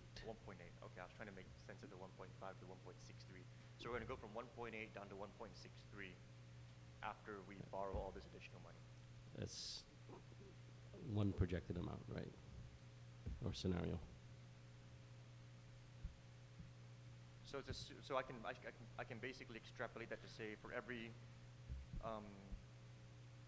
0.17, that equals to $260 million in borrowing capacity. I'm just trying to extrapolate here, and the reason why is because, I understand that all of these projects are important. But what I'm thinking about also is expanding the airport's capacity to be able to handle more flights, because technically none of these projects have anything to do with taking in more actual airplanes. Correct me if I'm wrong. And if they don't, then let's say we do, because we're constantly trying to pursue things like China visa waivers. I know Gita is working very, very hard to open up new tourism markets. So is GVB. And I just want to make sure that as we borrow this new money, that's going to do all of these necessary improvements, we're still going to have room on the debt coverage ratio if we ever need to go out to the bond market again in the future to expand the airport to be able to handle more incoming flights. So with this new borrowing, because it's going to be affecting our debt coverage ratio for the next 32 years, how much more capacity using the current revenue streams are we going to have to borrow for the airport if we wanted to do any more expansions? We would have to look at the indenture requirements under a heading called additional bonds test, and we'd have to meet those requirements in our projections. So if taking your line of thought, China visa waiver was actually secured, and we started getting, serious interest for charters, and then also regularly scheduled, maybe even signatory airline, commitments. We would be able to then reflect the growth in passenger traffic, the costs of the revenues that the airport would be receiving over and above because of this, wonderful shot in the arm for our economic engine. And we'd have to do some calculations, but the constraint, sir, is not one that is like limited. If there is a surge in visitor arrivals and that allows for the airport's potential revenues to absorb within the additional bonds test, additional debt, then that test will be met, and we'd probably be coming back to you and asking for money for additional gates to meet the demand. Okay. So Also, Senator Nicholas, if I can ask Manager Ada, if by any chance he can also respond to that, because it reflects directly on the capacity of the airport. Thank you, Mr. Chairman. We're having a conversation in the site, and we're currently blessed right now with regards to capacities and expansion. We can actually increase capacities with our current footprint by having some of these projects completed. Say, for example, the International Arrivals Corridor and our jet bridges. That'll allow us to utilize all our gates during both our peak hours and non-peak hours. Again, because we're very limited in some of the activity we do based on our current challenges at the airport. So we can greatly increase, our air traffic or our services, with just the projects outlined here. okay. Okay. Thank you, Mr. Chairman. I just wanted to ensure that this borrowing plan is not going to be an impediment to any necessary massive growth initiatives we might need to take, assuming that all of our hard work from our other government agencies pays off. So that's very good news. Thank you, Mr. Chair. Thank you very much, Senator San Nicolas. Senator Duenas? Thank you, Mr. Chair. Chuck, following the, and Frank, following the line of questioning from the good Chairman Ada, I was concerned a little bit about that too, so I just wanted to expand on this. You got priority 1, priority 2, and the issue of being boxed in, you've listed, and it looks like we'll probably end up moving that direction of the authorization, which gives that flexibility. So since you listed as priority, you can, if that happened, with regard to any project costing additional, you could easily work on some of these other projects, perhaps phase in another phase. You're definitely going to go to your highest priority is my question.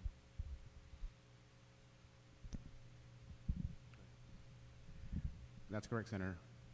And the one other thing I wanted to talk about on the revenue side, I think I've heard this discussed at the airport level, Chuck, that with handling your biggest issue, which is your separation issue, it is going to give you also additional possible retail space of floor space. Is that correct?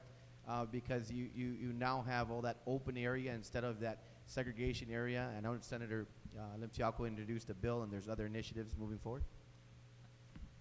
Absolutely, Senator. Thanks for sharing that as well. Yeah, we do anticipate a significant increase in retail spaces, both the east-west concourses of the airport. That's correct. Thank you, Mr. Chairman. That's all. Thank you very much, Senator Duenas. Colleagues, if I can get your attention to the proposed legislation, what we're going to do now is we're going to go section by section. Please keep in mind that we have these individuals from both the airport as well as KIDA to be able to respond to any inquiries or questions that you may have, aside from the general questions that have already been posed. So moving forward with section 1, obviously that's legislative findings and intent. Any questions, comments, or suggestions for amendments? If not, moving forward to section 2, approval of the terms and conditions of the Antonio B. Wampat International Airport Authority refunding bonds. Chairman Ada, you're recognized. Section 2. I would like to make an amendment to this so that basically it would read Section 2, y Legislature Guahan, pursuant to Section 1208A and Section 50103K of Title 12 of Guam Code Annotated, hereby approves the terms and conditions for the issuance of $260 million of general revenue bonds by the authority for the purpose of,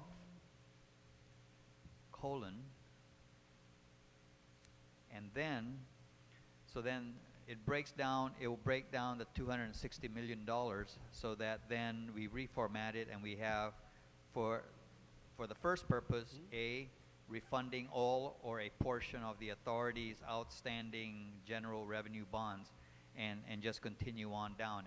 And I guess legal counsel can reformat so that it's subsection 1, subsection 2, subsection 3. And then on page 4, that will be the second purpose. So we will delete line 5, 6, 7, 8, and part of line 9, such that then the second purpose would be subparagraph B, in one or more series in an aggregate principal amount not to exceed $125 million for the purpose of financing or refinancing the projects, and then it goes on to read. So it's very clear that when you go out there, the total borrowing is going to be for $260 million. And I think that just kind of makes it clearer.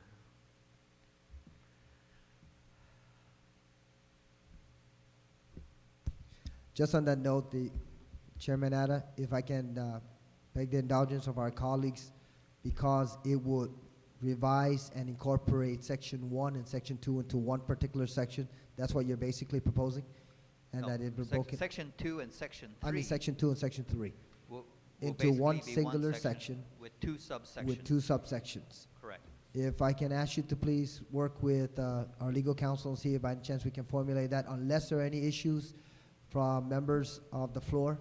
The language will be very similar in nature with the exception of breaking it up into two subsections and combining Section 2 and Section 3 and authorizing the cumulative amount of $260 million to reflect obviously the refinance portion and then also the additional aggregate amount of $125 million.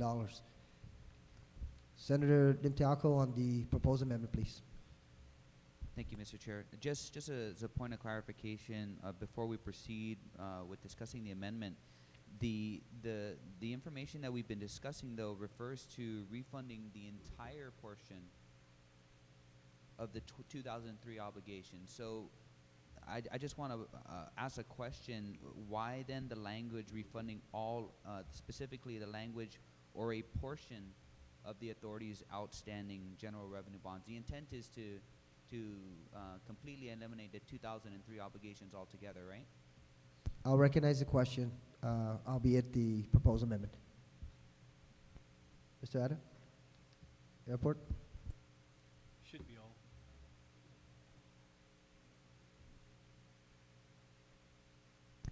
That's correct, Senator. We are intending to refund the whole 2003. Okay, so you would be comfortable with the removal of the language that specifies or a portion of, correct? That's correct. Okay, thank you. So if we can have that amended into the amendment. To Thank you, remove- Senator to Limtiaco. remove the or a portion of. Thank you. Chairman Atta. But are we saying then that there's just one outstanding bond? Yes, Chairman Atta, that's been the nature of the discussion, $135 million. There would be an S, right? All of the, because it's known as the prior bond, okay? So as long as it's referred to as the 2003, refunding, then it would be all right. Because it identifies it here on line 7 as prior bonds. So the 2003 issue in its totality. Yeah, there's people that's listening out Yes, at sir. home too. Okay. So yes, the intention and in order to be able to effectuate all the savings that helps offset the new money component, the intention is to refund everything, and then it also removes that onerous bond insurance requirement. So then the amendment to the amendment then is on line 8 to remove the words or a portion of, and it would then read refunding all of the authority's outstanding general revenue bonds. Yes, sir. That's correct, Chairman Atta. Okay. No Chairman objection. Atta, if I can ask you to work with the legal counsel, unless there are any issues, are we tracking, senators, in regards to the proposed amendment? Because obviously it's going to consolidate Section 2 and Section 3 with a cumulative amount, and then the additional amendment that is being proffered to the primary amendment, which would delete the words or a portion of.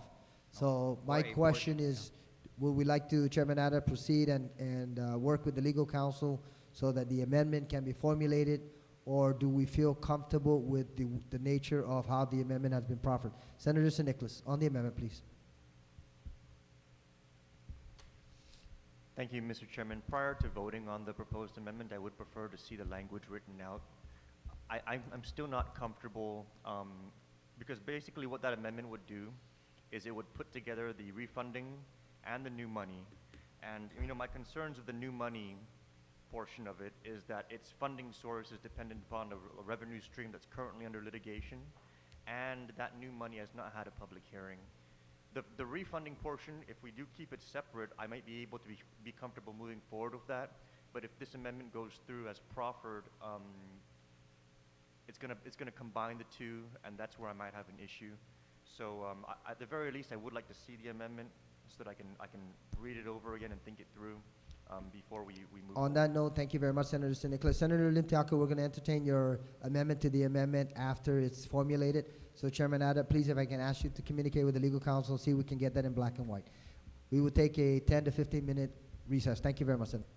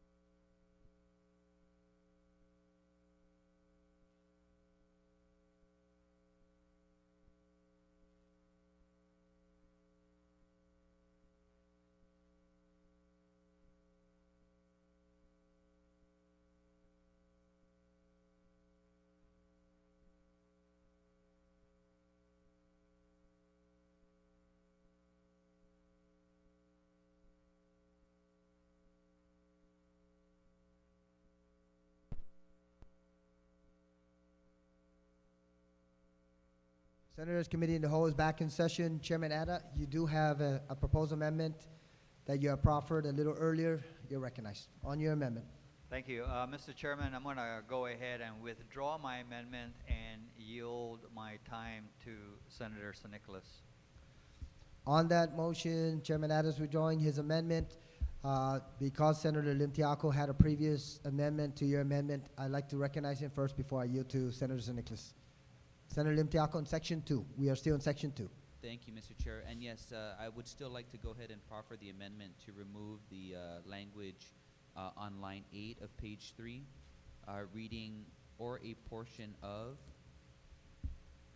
So by striking out those words, it would read "purpose of refunding all the authority's outstanding general revenue bonds." Thank you very much, Senator Limtiaco. On that amendment, on page 3, Section 2, line 8, to the deletion of the words "or a portion of."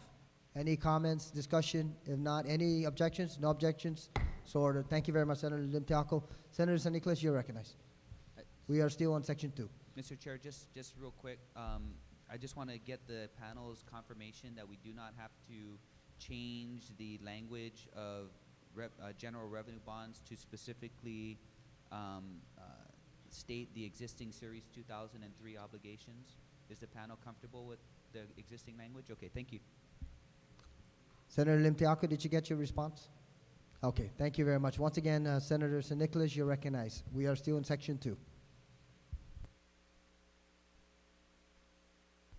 Thank you, Mr. Chair. I do have an amendment I would like to proffer, but prior to going into that, Senator Limtiaco did point out something that I just wanted to make sure is firm. So a question to the panel. So the outstanding general revenue bonds is only $135 million. Is that correct?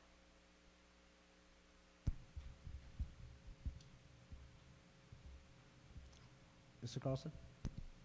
Yeah, it's, the number I have is 135,470, but when you use the terminology, refunding all of the authorities outstanding, that's encompassing language, so it could be 136.2, even though it's not. So, yes. Okay. So this language then would authorize the airport to go out and borrow 136.2. It would authorize them to issue general revenue bonds for the purpose of refunding all the authorities' outstanding general revenue bonds. And that's approximately 136.2 million. The number I have is 135,470. Okay. And there's no other general revenue bonds in excess of that of those? No, sir. Okay. Okay. So, Mr. Chairman, in light of the very informative discussions that we had today and the very gracious participation of the panel and the excellent questions of our colleagues, I would like to propose an amendment to the entire bill, specifically to strike Section 3 and Section 4, and I would like to have the opportunity to speak on the amendment. Senator San Nicolas, as we're proceeding with section-by-section analysis, if I can entertain your proposed amendment when we get to Section 3, please, and Section 4 accordingly. The rationale behind amending Section 3 and Section 4 deleting Section 3 and Section 4 is relative to the language as it currently stands in Section 2. If we do make changes to Section 2, any further changes, that may alter my desire to delete Sections 3 and 4. So I'll go ahead and yield to the chair to keep Section 2 open for discussion. Yes, absolutely. If in fact it's going to have any indirect impact on the previous sections, then we will consider your amendment. Any other discussion in Section 2, Senators? This is the refinancing component of the proposed measure. No further discussion. We're going to proceed to Section 3. Senator San Nicolas, you have the floor. Thank you, Mr. Chairman, and thank you for guiding me on making sure that the process was in line with the intention of the Committee of the Whole. I would like to make a motion to delete Section 3 and have an opportunity to speak on the proposed motion. An amendment has been proffered by Senator San Nicolas to delete Section 3. On that, with the discussion, Senator San Nicolas, you still have the floor. Thank you, Mr. Chairman. My intentions here to delete Section 3, and it will be the same with Section 4, is to find a balance between the reasons why we're here in special session and a lot of the concerns that were raised throughout the course of the discussion. We're here in special session because we're trying to meet a deadline in getting the call notice out to the existing bondholders who are going to be refunded when Section 2 becomes enacted. And while I believe that we may be able to meet that timeline with the August 6th public hearing and thereafter going into session on the 12th, it's always to everybody's benefit for us to be able to initiate the process as soon as possible. And so I want to give the body an opportunity to vote on setting that process into motion in particular, while at the same time holding to our commitment to have a public hearing on August 6th and to entertain thereafter in session on the 12th the remaining provisions, particularly those in Section 3 and Section 4 that are a part of the original bill scheduled for a public hearing on the 6th. And so in doing it this way, we're able to achieve both objectives of getting the authorization in place to GITA to get the refunding activated, and then to give us the opportunity to have a public hearing on the remaining $125 million and to have all the necessary discussions and processes that are associated with that. And so in line of the intention, I do have one question that I would like to pose to the Guam Economic Development Authority, and that is that if we were to strike Section 3 and Section 4 and pass just Section 2 today, and then have a separate bill heard on the 6th and assumed passed on the 12th, would GITA be able to package both under a single issue to market? You would make that nearly impossible. If you could please reference the requested document that was provided to you over lunch, which is the preliminary official statement. What we're contemplating, and we've been contemplating, and we've talked to people as openly as we've talked to you. Well, locally, we've spoken to people off island about our intentions. We're trying to marinate, so to say, you know, what it is we're trying to do, so that when we're ready, we can just put the meat on the grill. And your motion would really make it almost impossible, because again, the certainty that we kept referring to in the morning session would not be obtained. We could not get a rating in time from the rating agencies on the cumulative borrowing, because you didn't authorize it. You're only authorizing the refunding. So But I need 2 weeks to be able to, after the authorization is passed, to be able to get a rating from Standard & Poor's and Fitch, Standard & Poor's and Moody's, excuse me. And I wouldn't be able to meet these time frames with then taking that, putting the information into the preliminary offering statement, putting that online, beginning the marketing process. You would basically tie me with steel wire. But the notice to, the deadline that we're talking about on the 30th is to issue the notice to bondholders that we're going to be calling the bonds. That call notice is not contingent upon a rating. It's simply a notice to the bondholders that we're going to be proceeding with calling the bonds. Under what pretense would I be doing that?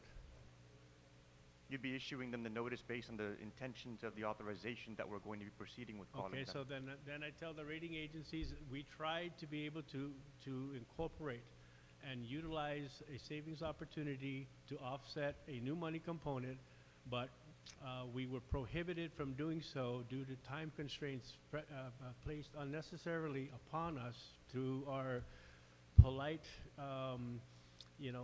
objections to what it is that you're suggesting, simply because you're not giving us the tools we need to do our job. Now, what I'm understanding is that the timeline that we're trying to meet on the 30th is with respect to the $135 million. Is that correct? You need to take things in a holistic approach, Senator. Okay, let me reference the governor's letter. I understand what the governor's letter said, but you know what the intentions have been. You've been personally briefed. You know what the end game has been. And to refer to the governor's letter as saying this is all he's asking would be disingenuous, sir. No, You know what it is we're trying to do. with all due respect, Lester, Mr. Carlson, please. what is disingenuous is saying that we have a deadline to meet on two different topics and applying the same deadline to both when the reality is that they're two different issues. The deadline applies to the 135 million. The 125 million does not have that deadline. If this body wishes to combine the two, what I'm asking is if we were to do the 135 today and the 125 through a public hearing, and on the 12th, would GITA be able to package the full amount as one issue and then go out and seek a rating on that and then go out and market that afterwards? Because the issue, the notice to bondholders that you're going to be calling the 135 has nothing to do with the additional 125. Those bondholders in the 135 have no holdings in the additional 125. That's not even an issuance right now. So to issue the notice to bondholders in the 135 has nothing to do with the 125.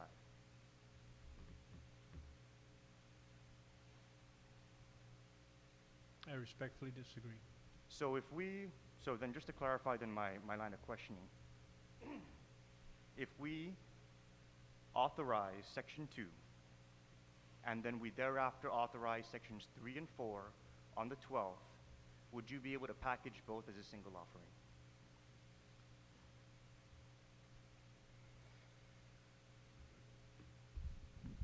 Senator, are you asking, you're going to authorize just a portion of the bill, or do we want to create separate bills? That's correct. The 135 it has that deadline on August 30th to just issue the notice to bondholders that you're going to be calling that 135. So if we pass Section 2 today, that will give you guys the green light to go ahead and proceed with the issuance to bondholders that you're going to go ahead and call that. And then we're going to go ahead and talk about the 125 in a public hearing to satisfy the concerns of myself. I'll speak for myself. To have that public hearing process and to go through the motions of that for the additional 125 million on the 6th. So while we're going through the hearing on the 6th and then bringing the 125 to session on the 12th, you guys are already going to be authorized as of today for the 135. So you can go ahead and begin the process of issuing out the notice to bondholders that you're going to be calling the 135. And then after we entertain the 125 in a public hearing, and then have assume we pass the 125 on the 12th, would GITA be able to package the 135 and the 125 into a single issuance? Because we're talking about two things here. We're talking about the notice to bondholders that we're going to call the 135, and then we're talking about issuing a new bond to refund the 135 and acquire the additional 125.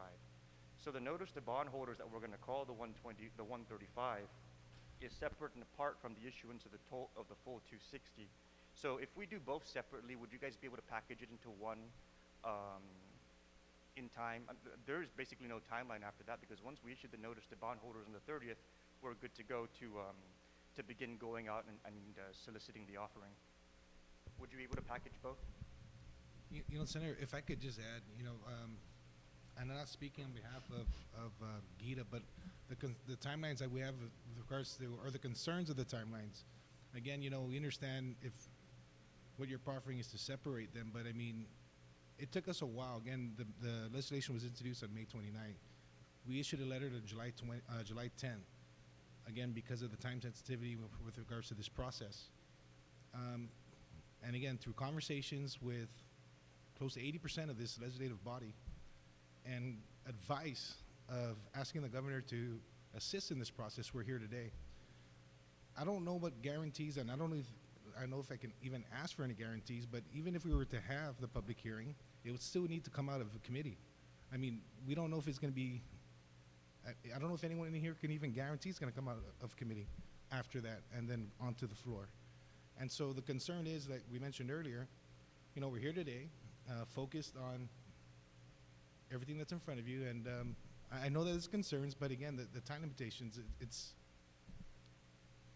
we're concerned again with the financial market, and again, every quarter, interest rates are going up, and we're concerned. We spoke about it.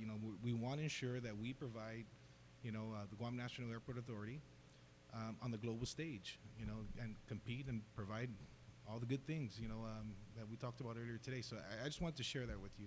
Again, I understand your concern, but we have concerns as well, sir. Senator Siniclis? I'm okay. Thank you, Chuck. I still haven't gotten a firm answer. If we passed 135 today, and we passed 125 on the 12th, would GITA be able to package both under a single offering? If you passed it on the 12th, if you went into session, I know the drill. You would have to move this to the top of the agenda. You would have to get everybody's commitment to be able to forego the normal legislative process. You would have to then immediately vote to put this in third reading, immediately go into third reading, and you would have to vote in order to do what you're saying. And I don't know, quite honestly, if we can place a lot of confidence in that Mr. Chairman, sequence of events occurring. I'm really starting to get annoyed by the subtle or indirect way of questioning the integrity of this legislature. Questioning the integrity of the chairman on the Appropriations Committee, that he will hold a public hearing and that he will issue the committee report in a timely manner. And questioning whether in fact the legislature is going to move effectively on this bill on the 12th. I'm starting to get annoyed by that.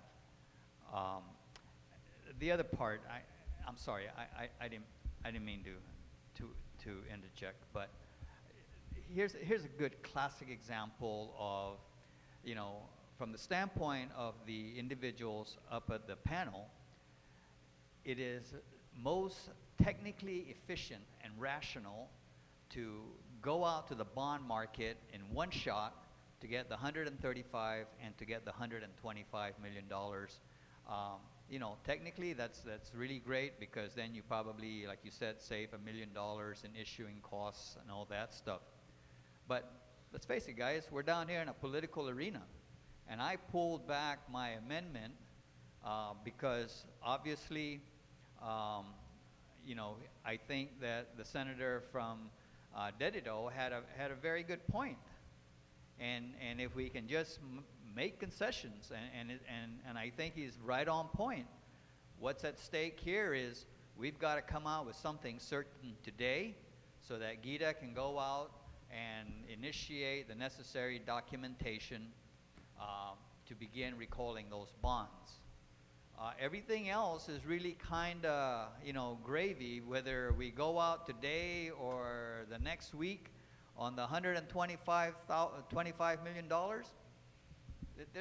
It's really not as time sensitive. So going back to my original point, I guess, is, I would ask the panel to be careful about questioning the integrity of this legislature or the chairman of the committees. Thank you. Thank you very much, Chairman Ada. Senator Siniclis, any final comments before I recognize other senators? I would just like to state On the that amendment. I believe that we can do both. I'm not in any way making any presumptions that the 125 million is going to pass. I think that the projects have a lot of merit, and I think that there's a lot of reasons why it should. But I also believe that the concerns of us having a public hearing and getting all that input for this additional new money is an appropriate part of the process. I mean, even the governor himself made it very, very clear that we need to be getting public input. And this additional $125 million in borrowing is separate and apart from the $135 million in refunding that we need to do. I believe that by entertaining Section 2 and hopefully passing it today, we can give GITA more than enough time between now and the 30th of August to be proceeding with the notice to bondholders that we're going to be calling that 135, and then we can go ahead and entertain the 125 in a public hearing and in session on the 12th. And assuming that passes, I believe also that GITA can thereafter structure a single offering with both amounts desired. So With that, Mr. Chairman, I would like to go ahead and move my, my motion forward to strike section, at this time, section 3. Thank you very much, Senator San Nicolas. The amendment proffered by Senator San Nicolas is to delete Section 3. On that amendment, Vice Speaker Cruz, you're recognized. On the amendment, Mr. Chairman, I just wanted to follow up on actually what Senator Uggan said. As the Vice Chairman of Senator Addis said, as the Vice Chairman of Appropriations, I can relate to the body that I have spoken to the Chairman. He has assured me and given his word that he will have the hearing on the 6th. He even said he would be willing to release it on the 7th, but if the motion, the proposal by the good senator from Dedido is saying the 12th, I'm just saying we can get it out. And I think the rules are also clear that when we have the hearing, 8 of us can pull it from the committee after the hearing. So it will be heard by the 12th. But I have the assurance of the chairman that it will be reported out. The only reason why I haven't made the representation is that I'm not voting for a bond, all right? So it doesn't really matter whether it's today or it's the 12th, but I'm just telling you, he has said that he's going to have the hearing and he's going to issue the committee report for action either on the 7th or the 12th. Thank you very much, Vice Speaker Cruz. Chairman Ada, I'm sorry I had you next. Okay, Senator Duenas, you're recognized. On the proposed amendment, please. Very simple, Mr. Chairman. For the purposes stated for hours here now this morning and this afternoon by the good folks from the airport and the good folks from GITA, and just in my personal perspective of now not micromanaging the good work that they're doing and the reputation they're putting on the line for this, I object to the amendment at this point. Thank you very much, Senator Duenas. Any other comments on the proposed amendment for the deletion of Section 3? If not, we're going to put it to a vote. All those in favor of the deletion of Section 3, proffered by Senator San Nicolas, please show by raising your hands.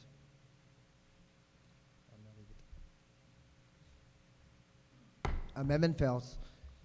Any other discussion on Section 3?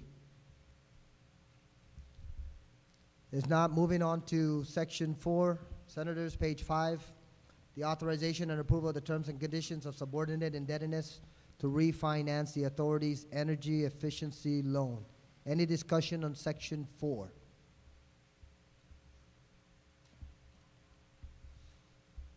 No discussion on Section 4.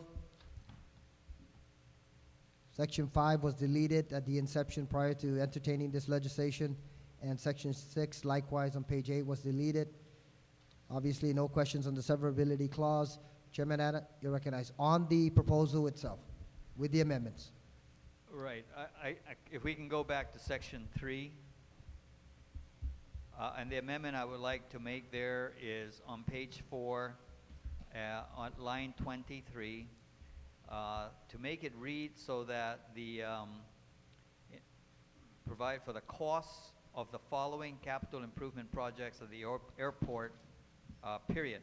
And to remove line 25, priority 1, and line 11, priority 2. And basically the point of the amendment is to provide maximum flexibility to the port, which basically says on Section 3, it authorizes them to go out and borrow $125 million to undertake the following projects. Project 1, Project 2, up to Project 19. Now, I think then at the agency level, they should, as they gather more information, determine whether, it is more important to take on the ARF facility replacement before they take on the FIDS replacement project or whatever. But I think that gives them maximum flexibility, and from the standpoint of this legislature, just to approve the amount and the projects to be funded. Let them then take care of the details of in what order they take it. Chairman Ada, just in regards to your proposed amendment, if I can ask you to consider inserting in line 23, estimated, the word estimated, so it would read, and the estimated cost of capital improvement projects, so that it doesn't tie them into the previous amendment that was adopted by this body a little earlier. If you recall, the sums of the respective projects there was an amendment to incorporate the costs, the estimated costs. So if I can ask you for your consideration on that, Oh, just add the word Just- estimated costs? just insert the word estimated.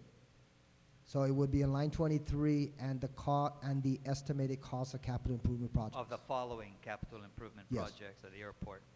If I okay. can ask your consideration on that to your amendment. Sure. Senator- Well, yes. Okay, thank you very much, Senators. Senators, on the amendment would read on line 23, and the estimated costs of capital improvement projects, deletion, and then deletion of the words on line 24 in the following order of priority, to also include the deletion of priority, line 25, priority 1, and also the deletion on line 11 on page 5, priority 2, and to re-alphabetize all of the listed projects. So on that amendment by Chairman Atta, Senator Respicio, you're recognized. Thank you very much, Mr. Chair. Mr. Chair, I certainly support the amendment, and it actually helps the airport authority. It helps them in a way that they're not going to be boxed into having to exhaust all of priority 1 before even looking at any of the projects delineated in priority 2.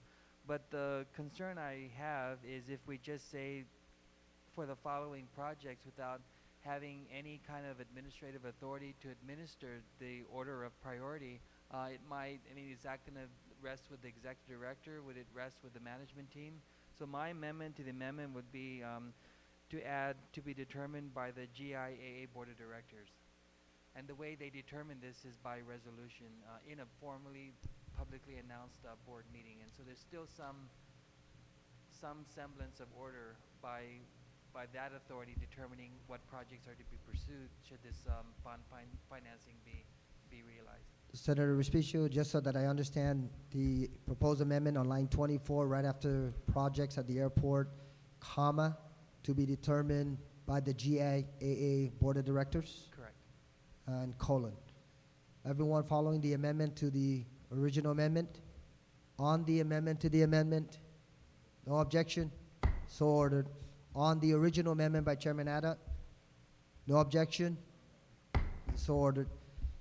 Senator Respicio and Senator Atta, if I can ask you to kindly work with the clerk as well as the legal counsel to ensure that those amendments are properly inserted. Any other questions, comments, or discussion on Bill number 1(2)(S)? Vice Speaker Cruz, you're recognized initially, and then Senator San Nicolas. Mr. Chairman, the good Senator from Desert pointed out the problem that you have with the current litigation on the MAG and the concessionaire contract. I don't want it said that I'm blindsiding anybody, but I really do think that everybody should take into account the fact that there is a mandatory statute to ask for a waiver of a hearing. I would not make it because I'm opposed to waiving it, but I'm just advising this body that rather than us getting embarrassed by somebody bringing a taxpayer lawsuit challenging this action, if it's going to be forced through today, there has to be a motion to waive the public hearing on this bill as per statute. If they don't want to do it, that's fine. And if a taxpayer lawsuit is brought to stop this action, I've already satisfied my conscience by bringing it to the attention of the body. I'm just making it clear that when the motion is made, I will oppose it. I will object, because I want to have it on the record that I object to us moving forward without any public hearing. But I'm just advising everybody, I don't want us to have a 1920 mess again. And I'm just telling you there is a requirement, mandatory requirement for a waiver of public hearing. I'm not going to make it because I will be opposing it, objecting to it. But somebody had better make it and overrule me, because then you can at least obviate the possible taxpayer lawsuit and stopping this moving forward. Thank you very much, Vice Speaker Cruz. Just on your concern now, would that proposed motion be made in the committee in the whole, or the entire body. Because I don't know if the committee in the whole just does have that authority, but your concern is so noted, and if anyone would like to make such a motion, it can be entertained now. If not, Senator St. Nicholas, you're recognized. On the proposal, please. Just a point of inquiry, Mr. Chairman. After we rise from the committee of the whole, will we be in second reading file to further discuss the bill, or will the bill be in third reading file? Traditionally, the bill would be directly referred to third reading as deliberated with the amendments all intact to be considered in third reading by the body. Okay, so are we currently in section 4 now, or are we? We are on the entire legislation. We've already concluded our discussion section by section analysis, so now we are on the entire proposal with any final comments or discussion. Thank you, Mr. Chairman. I would like the opportunity to speak on the bill in its new totality. In its totality, do I have any other senators that would like to provide comments or be part of the discussion? Senator Duenas after Senator St. Nicholas. Anyone else? Otherwise, we'll go ahead and conclude the discussion on this particular measure. Now, one final question. Do we need the representatives from the executive branch? Otherwise, they can be dismissed at this point in time. So we'll take a 1-minute recess so that we can allow the executive branch representatives to proceed.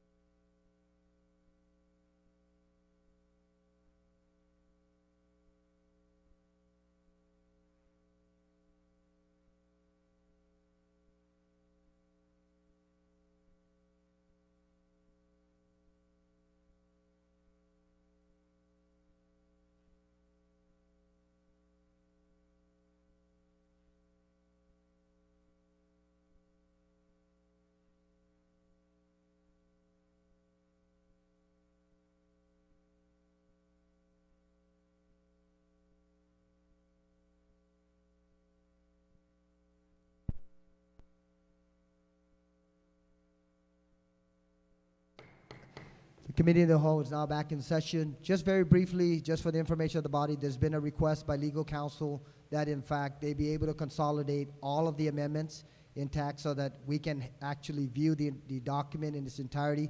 So the committee in the whole will recess for 20 minutes. When we return, we will entertain. When we return, I will entertain Senator St. Nicholas and then Senator Chris Duenas. Unless there are any other comments that will be rendered by our colleagues on this measure, then we'll go ahead and proceed with rising from the committee on the whole. Okay, so we'll recess for an additional 20 minutes to allow legal counsel in the clerk's office to provide the documents to all of the senators.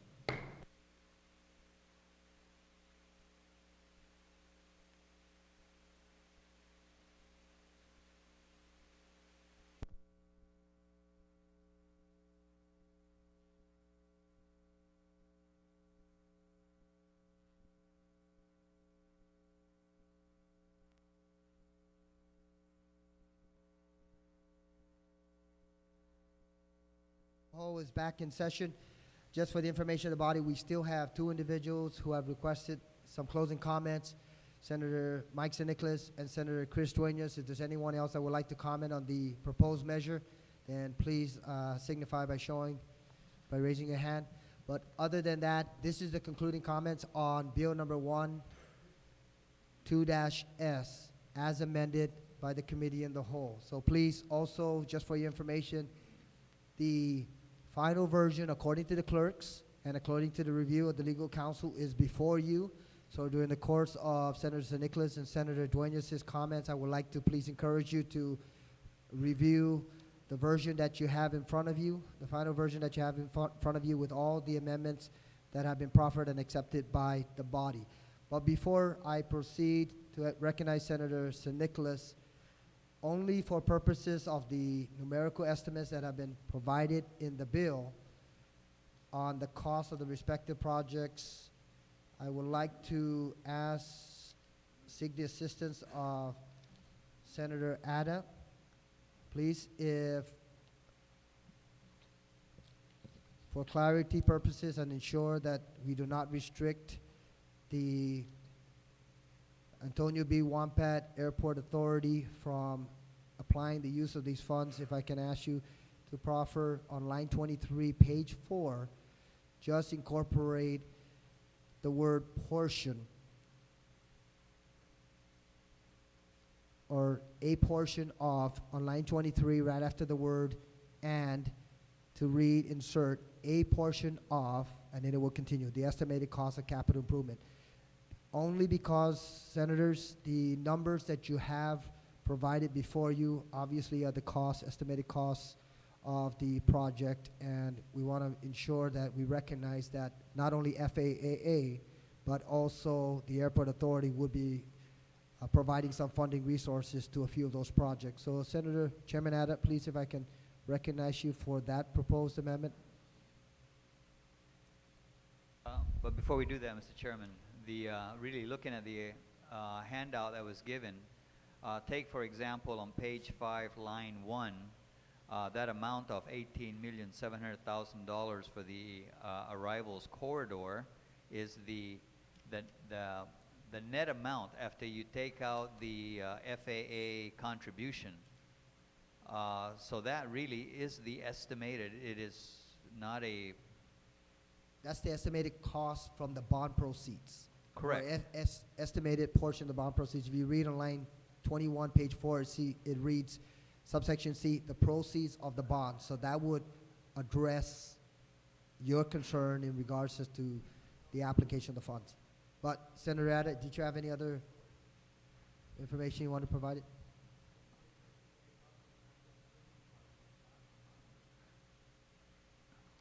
Wow.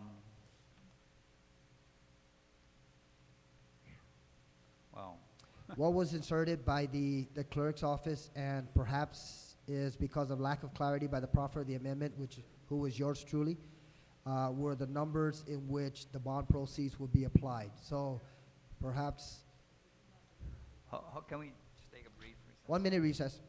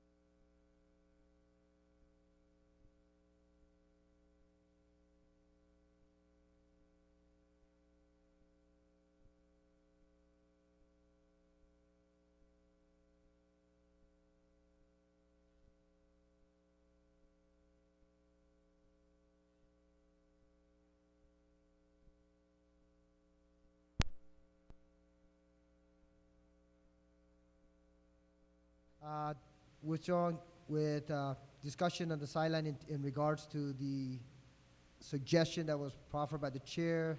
That's no longer being considered. Senator Chairman Ada, you are now recognized for an amendment to Section 3. Chairman Ada, you're recognized. Yes, Mr. Chairman, I think on line, the amendment I would like to make is to delete the word estimated on line 23 of page 4, and to remove the dollar amounts of each project as shown on page 5. And the reason for that amendment is because, as was stated during the discussion, these figures are really preliminary estimates. Some of it was estimates that were arrived at in-house. Some of it is maybe at the 30% design level. And by the time you get to the 100% design level, and then whenever they get out the contracts, the cost could be well higher than this. So I think we would just want to give them that maximum flexibility, is to say you have $125 million to do the following projects, list the projects, and then let them sort it out internally. Thank you very much, Chairman Ada. On the proposed amendment to delete on line 23 the word estimated, and to also subsequently delete all the numbers associated with the respective projects. Any discussion? No discussion. Any objection? No objection. So ordered. Thank you very much, Chairman Ada. Senator St. Nicholas, for closing comments on the proposed measure. We do have, after Senator St. Nicholas, Senator Duenas. If there's anyone else that would like to provide comments, please let me know. Let the chair know. Senator St. Nicholas, you're recognized. Thank you, Mr. Chairman, and thank you for your fine job as chairing of the oversight proceedings today, along with Senator Ada. In my capacity in this legislature, I am the chairman of the Committee on Aviation, which includes the airport. I support the airport. I believe that the refunding of the $135 million is something that we should be able to proceed with. I believe that the projects associated with the additional $125 million are worthy projects. But I'm very troubled with us proceeding with this bill because I'm just having so much deja vu with what we went through not more than 2 months ago. And I always try and make it a point to learn from my experiences. And not more than 2 months ago, we went through a process that was very, very difficult for this body, and very, very difficult in the weeks subsequent to it. But I came away with 2 very, very important lessons. The first is that public input is very, very important, and we shouldn't shortchange that at any cost. And the second is that we need to be very, very clear about the funding sources that are going to go to whatever obligations it is that we have outstanding. This bill has not had a public hearing. The $135 million in refunding I can be comfortable with, because we're refunding a previous bond issuance. We're not increasing the duration. We're not increasing the cost to the people. So it's going to be a refunding that's going to result in savings. And I'm comfortable with us moving forward on that, because that initial amount has already had its public hearing. But this additional $125 million that's a part of this bill that's currently before us now has not had a public hearing. So that bothers me quite a bit. The second issue that bothers me is the funding source that is going to be paying for 2/3 of the entire debt service of this amount of money. And we're talking about more than $250 million, Mr. Chairman, $260 million. Of that $260 million, the debt service is projected to start at $24 million. And of that $24 million, 2/3 of it, approximately, is going to be capitalized by $15 million from a current concessionaire vendor that is under litigation. In simple terms, $15 million of cash flow is going to be used to capitalize the debt service, and that cash flow is coming from something that hasn't yet been settled in court. Now, the backstop to that is that the airport has indicated that they have already gotten the commitment from the airlines that in the event that the debt service were not to be able to be met by other revenue sources, the airlines would then step in and absorb that debt service. But I have a problem with the commitment to that, as indicated in the letters here that have been turned into us from the various airlines, because when you add up the amounts that the airlines have indicated they're comfortable committing to, it only adds up to $74,900,000. Now, if you were to factor that into a debt service, it will be far less than $24 million. Just using simple math, 74 million is approximately 1/3 of 260 million. So we can extrapolate that the $24 million in debt service at 1/3 is $8 million in debt service. So these airlines and the letters that they've turned in indicate that they're willing to absorb a $74 million obligation and the debt service that comes with it to an approximate amount of $8 million. But we're not talking about $8 million, and we're not talking about $74 million in this bill. We're talking about $260 million. Now, in the event that circumstances were to transpire that the vendor who is under litigation would no longer be able to contribute their $15 million that they are obligated to currently, that means that the airlines would need to step in and make up the difference of that $15 million. And that would all be well and good, Mr. Chairman, if the airlines were just going to be paying it out of their own pocket. But what's going to happen is, if that were to transpire, the airlines would pass that cost on to the consumers. And the consumers are our people, and the consumers are our tourists. And those are two very, very key demographics that we have to always protect. Our people primarily, I mean, we're talking about raising the cost of travel out of the island, and that will include medical referrals. When we're talking about the tourists, if the airlines pass this cost on to the cost of a tourist traveling to Guam, it's going to be much more expensive for a tourist to come here. That could very well hamper our tourism industry a great deal, Mr. Chairman.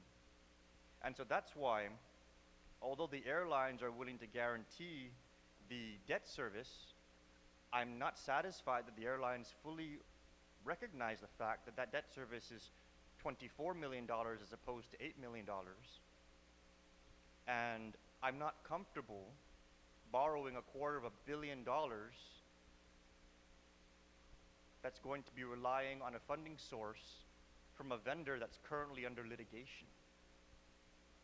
To mitigate these concerns of mine, and in my efforts to continue supporting the airport, and in my efforts to try and move forward the urgency issue of the $135 million and the August 30th deadline as indicated by the governor, I had intended to separate the two, and that effort failed.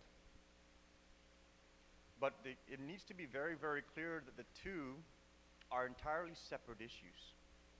And the August 30th deadline does not apply to the $125 million. So I asked two very key questions throughout the course of our discussions on the Committee of the Whole. And the first question I asked was that if this bill in its totality were to be heard on the 6th, which is already a commitment by the chairman who has that bill in his committee, if it were to be heard on the 6th, and if we went into session on the 12th and passed the bill, will we still be able to meet the August 30th deadline? We didn't get a straight answer, Mr. Chairman, but I know the answer, and the answer is yes. Because in order to issue a notice to the current bondholders by August 30th, it does not require all of the other additional steps that were being included in the discussion.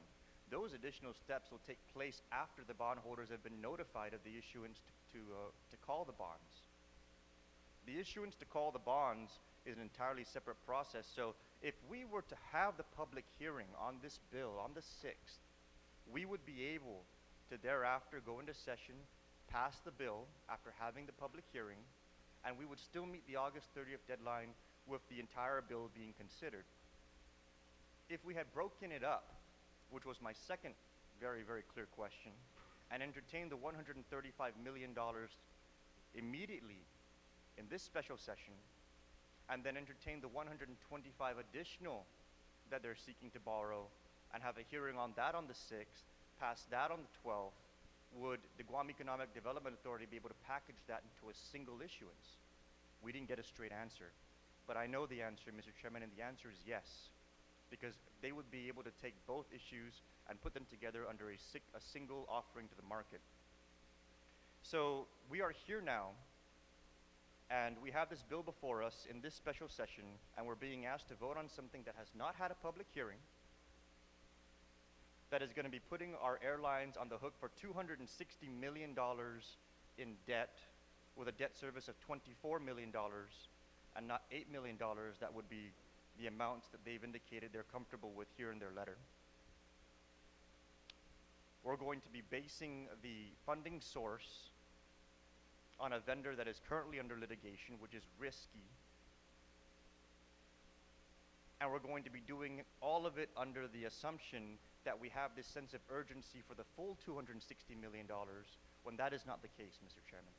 So I believe that the appropriate thing to do, given the lessons that we've learned in the not too distant past, is to have the public hearing, at the very least on the $125 million, so that we can clarify whether or not there truly is an exorbitant amount of risk in depending on a $15 million cash flow from a litigated vendor, and determining whether or not the airlines are in fact comfortable with perhaps having to assume $24 million in debt service. And those are just two questions that I know I would very much like to get answered in order to be comfortable with borrowing the additional 125. But there may be other questions, Mr. Chairman, that would arise from the members of the community. There may be other questions that get brought to the hearing by members of this body.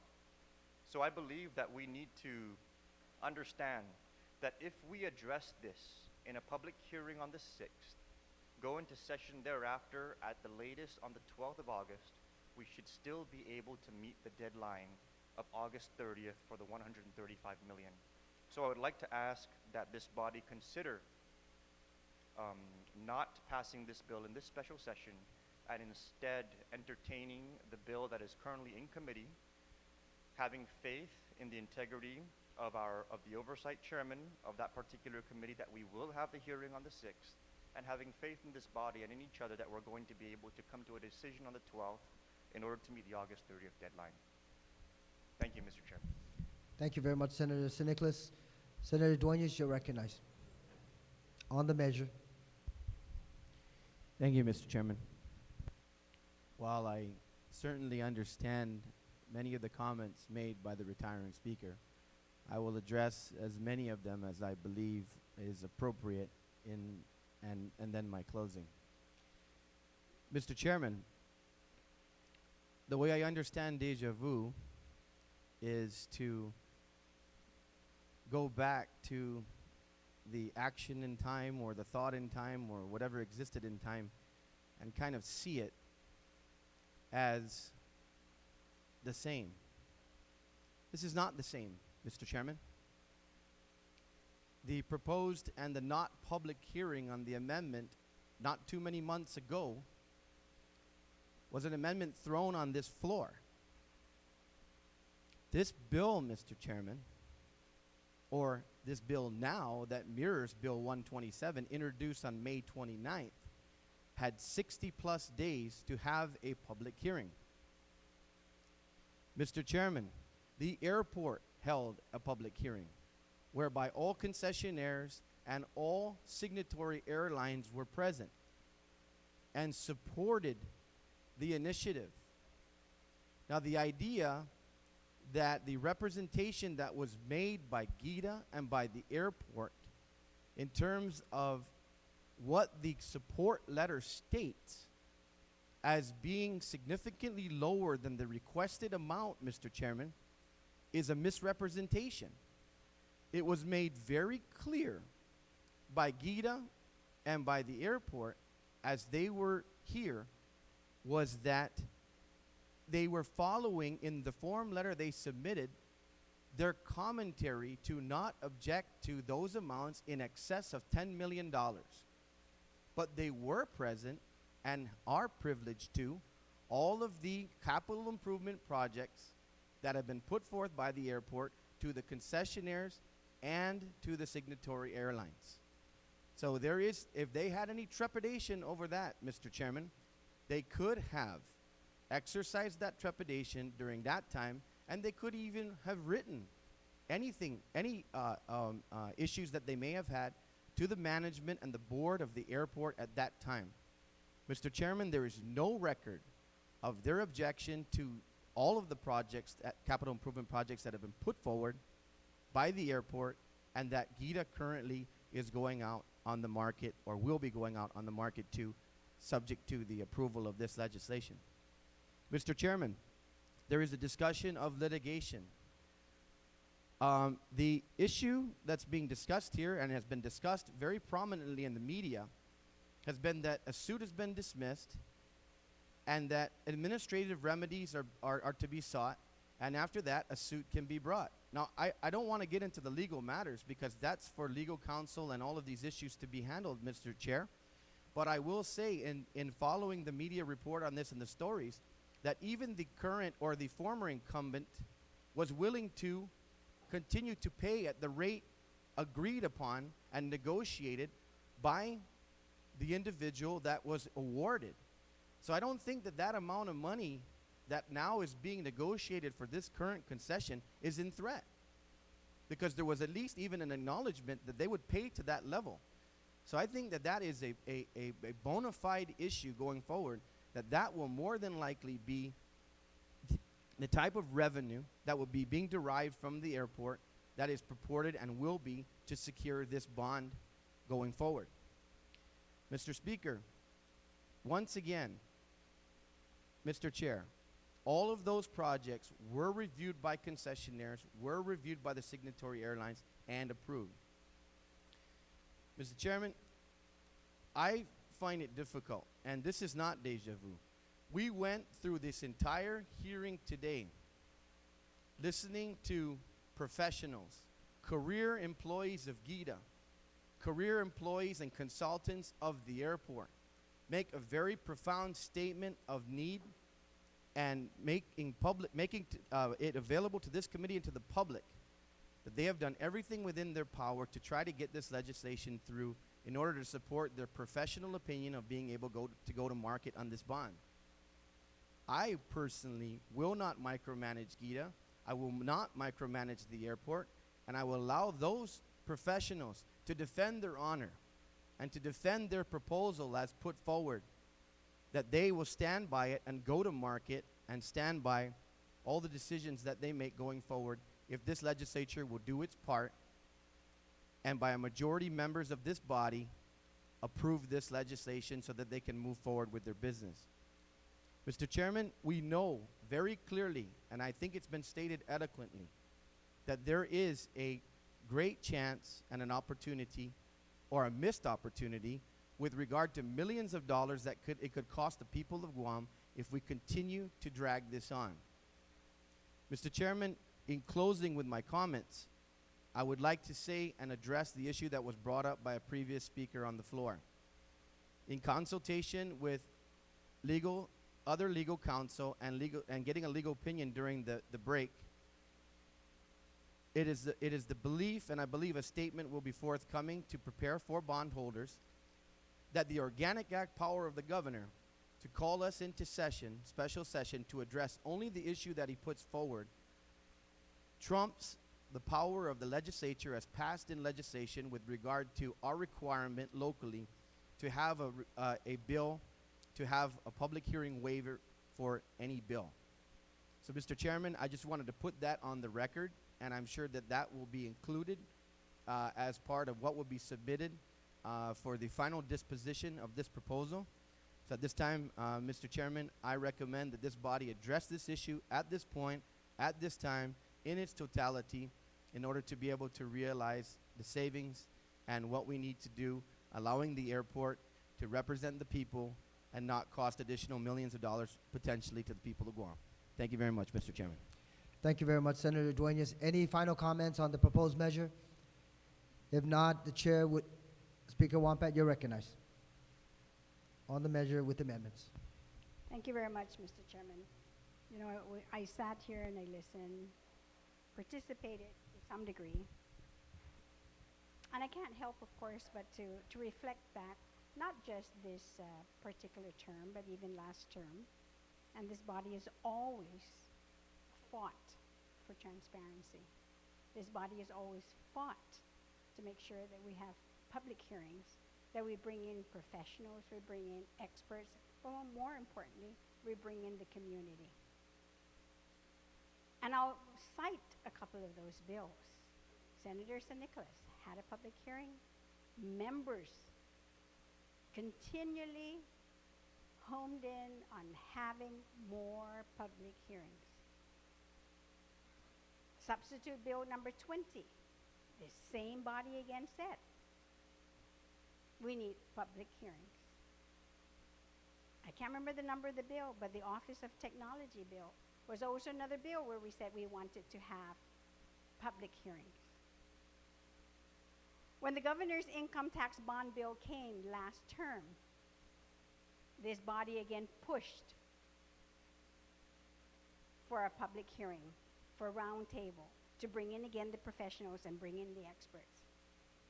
But today, by virtue of the fact that yes, the governor can call this legislature to a special session, doesn't mean that the governor can violate any law as well, because no one, not the governor, not the legislature, not a judge, not anyone in this community can violate a law.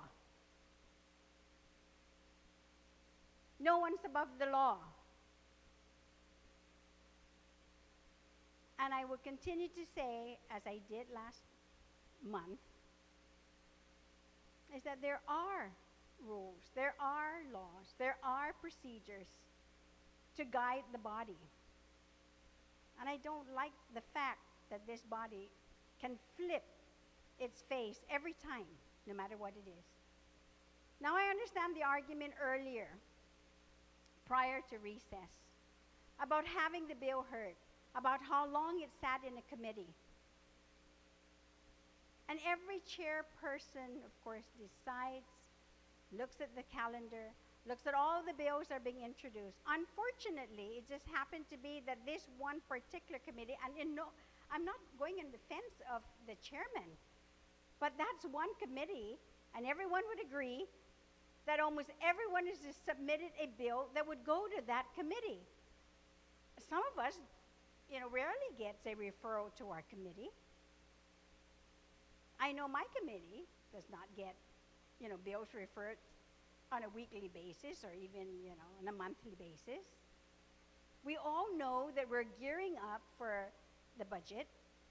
We all know that there's been a lot of roundtable meetings going on about the budget and verification of the numbers, because that's our one primary job, is to pass a budget. But it's not to say that we're going to stop and put the budget on hold because there are other bills such as this for us to hear. So what I did was that during our recess, appealed to the staff to read the senator about the possibility, yes, that the public hearing is scheduled for the 6th. And a guarantee, and even the vice speaker was there, that the vice speaker can himself call for session on the 7th, not the 12th, as the previous speaker had said earlier, when the question was first broached whether the 12th would be a sufficient time to meet the deadline of the 30th. But to have session on the 7th,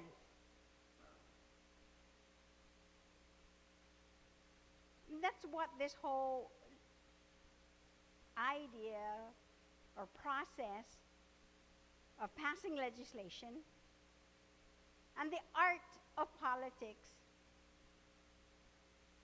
is compromise, negotiation.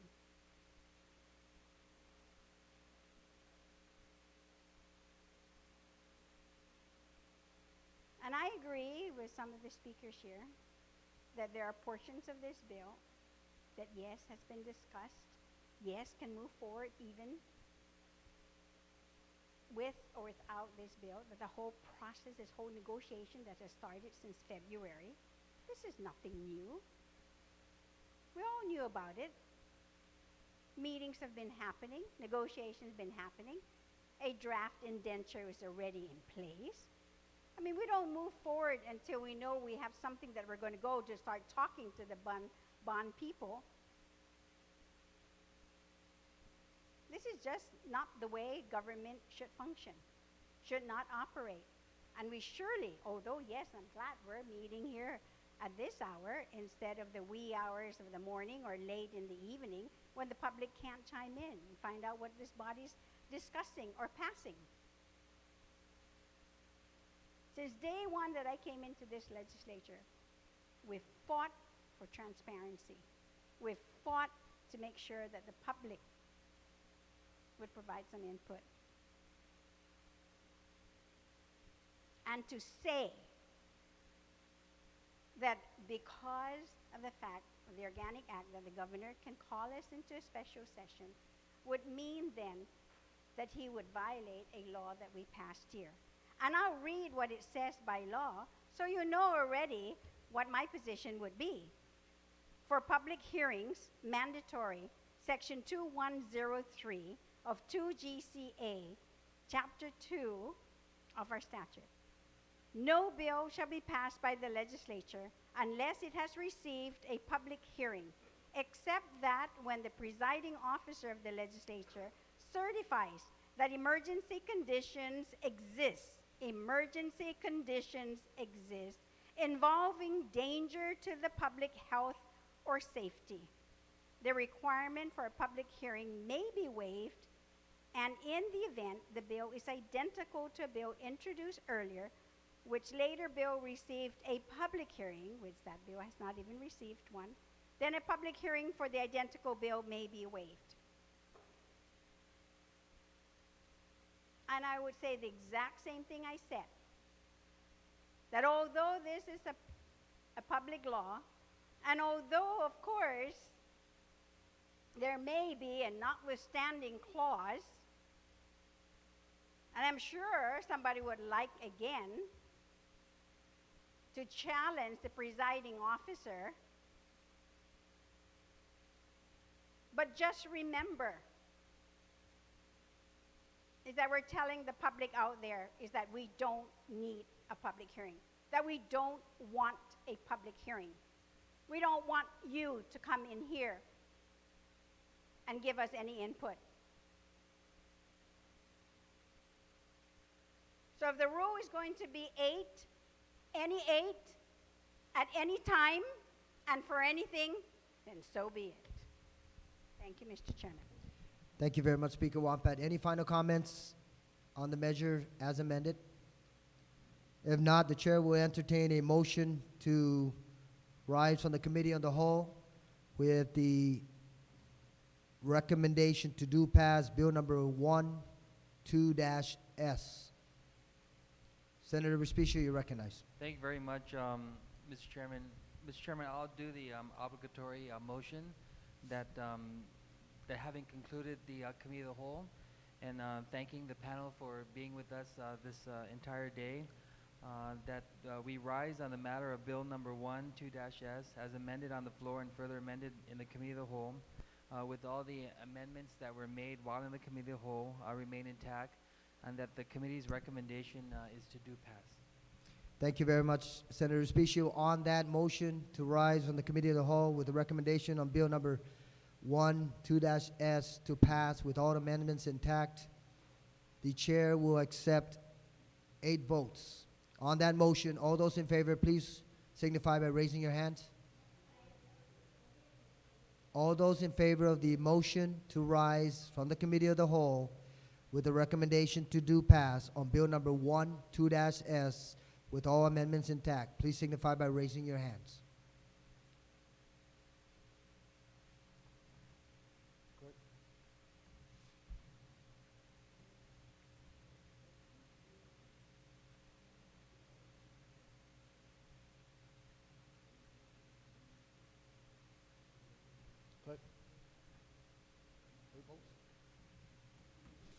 On the motion Motion passes. Madam Speaker, if you can please take your chair. 1 minute recess.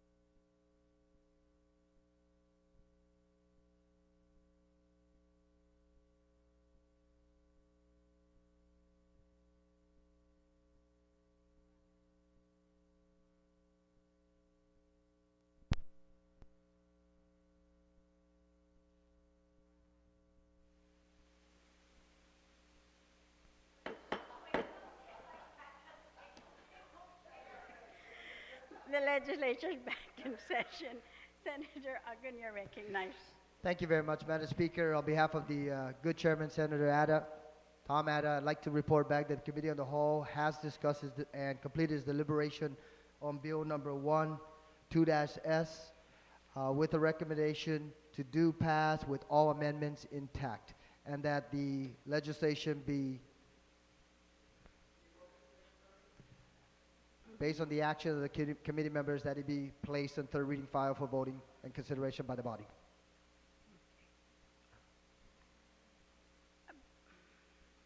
And wait, I think that what I'm going to have to do here, if I may hold on your motion, is to recognize a different motion. I don't want it to go down and then a motion being made later on. So do you mind if, Then in that particular case, just reporting back that the committee in the whole has completed its deliberations on the proposed measure and that it be placed and it's still on second reading? on second, it remain in second reading for consideration by the body. Thank you, Madam Speaker. Thank you very much, Senator.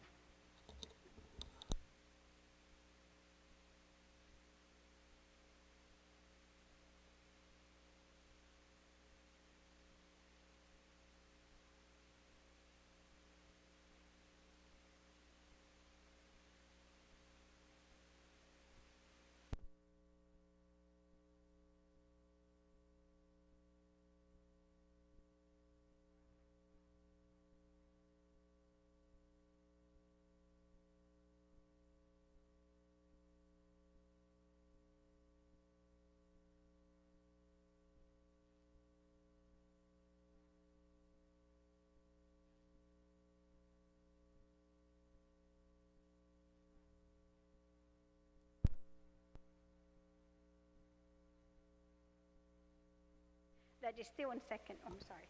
That is on Madam second. Speaker,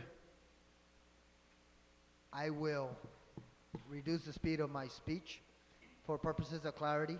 Madam Speaker, the committee on the whole has completed its deliberation on bill number 12-S, and with a recommendation, I would like to report back on behalf of the committee in the whole and on behalf of Chairman Atta that the committee in the whole has completed its deliberations with amendments intact and with a motion to do pass, and that the provision be placed, remain intact in second reading. And yes, and later on we'll send That's it down correct. to third. Thank you, Madam So on Speaker. that motion then, which is the recommendation to rise with all the amendments intact and the recommendation to do pass. But it's still on second for now, and I would recognize again Senator Uggan to place it in third reading file.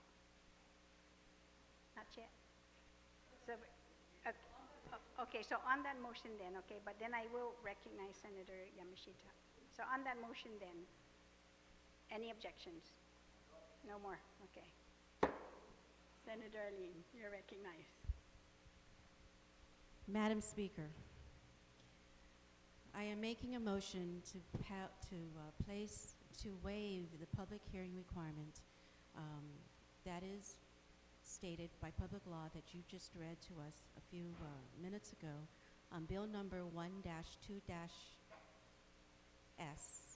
that we were called into special session by Governor Calvo today, for which we spent the day in the committee of the whole in listening to and debating, deliberating the various parts of which the amendments have been proffered, of which Senator Uggan had just addressed. So this motion, Madam Speaker, is to waive the public hearing requirement to address the particular local statute requirement. Okay. So on that motion then, and there is an objection, so I'm going to call for the vote. So all in favor, please raise your hand. Clerks, please make sure. 1, 2, 3, 4, 5, 6, 7, 8. Motion carries. So bill 1-2-S is in the voting file, and I would ask the clerk to please read the title and third reading.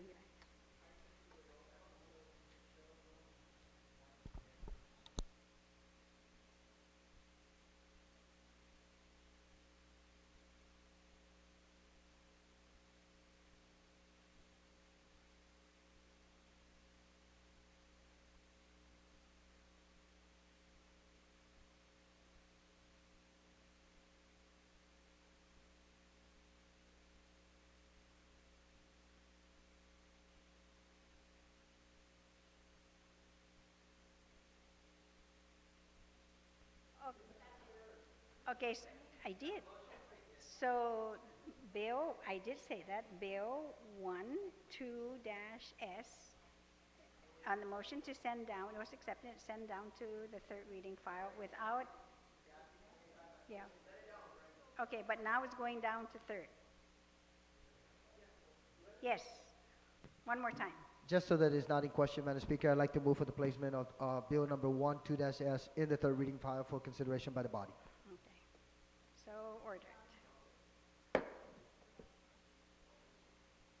Next thing, without engrossment, by the way, I want to make sure, please, that we do understand, based on the last amendments that were made. Okay, Point of order, Madam Speaker? Please state your point of Yes. order. So, Madam Speaker, in following what you're asking of us, I move that we be allowed to vote on Bill number 1-2S as amended on the floor and further amended in the Committee of the Whole, that we be allowed to vote on this bill without engrossment. And the copy you have before you is 9 pages and 7 sections. And to be very clear, the change, of course, is on page 4, No, I'm sorry, that the but word the- estimated Yeah, is they did, deleted. but the last page shows section 7. And page 5, she'll have to- all of she'll the have to amounts renumber. deleted. Yeah, she'll have to, the legal Yes. counsel would have to renumber the sections, but on the last page 9, it shows section 7 severability. Yes. Yeah. Okay, just as long as we're clear. So I'll ask the clerks then to, on that motion then to vote on the bill. No, not engrossed. Not engrossed. Yes. Without any objections, then so ordered. Clerks, can you read the title and Bill number 1-2-S, as amended on the floor and further amended in the Committee of the Whole. Introduced by Committee on Rules, Federal, Foreign, and Micronesian Affairs, Human and Natural Resources, and Election Reform, by request of the Maga'lahen Guahan in accordance with the Organic Act of Guam. An act to authorize the AB Wampat International Airport Authority, Guam, to issue revenue bonds for the purpose of refunding the General Revenue Bonds 2003 Series A, B, and C, and to finance new projects, and to refinance the energy efficiency loan on a subordinate basis. roll call? Senator Tom Ada. Senator Tom Ada, nay. Senator Tony Ada. Senator Tony Ada, aye. Senator Uggan. Senator Uggan, nay. Vice Speaker Cruz. Vice Speaker Cruz, nay. Senator Duenas. Senator Duenas, aye. Senator Limtiaco. Senator Limtiaco, aye. Senator McCready. Senator McCready, aye.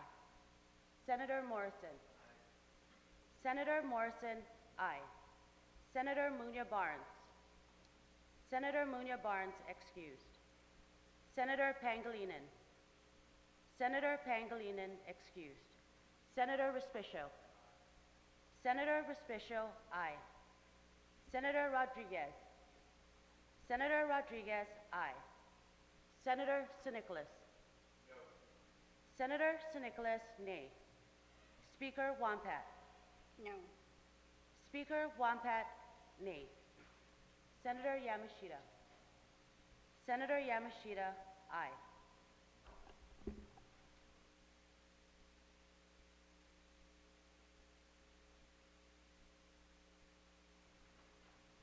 Bill number 1-2-S received 8 yea votes, 5 nays, 2 excused absence. Bill number 1-2-S is duly passed by this body.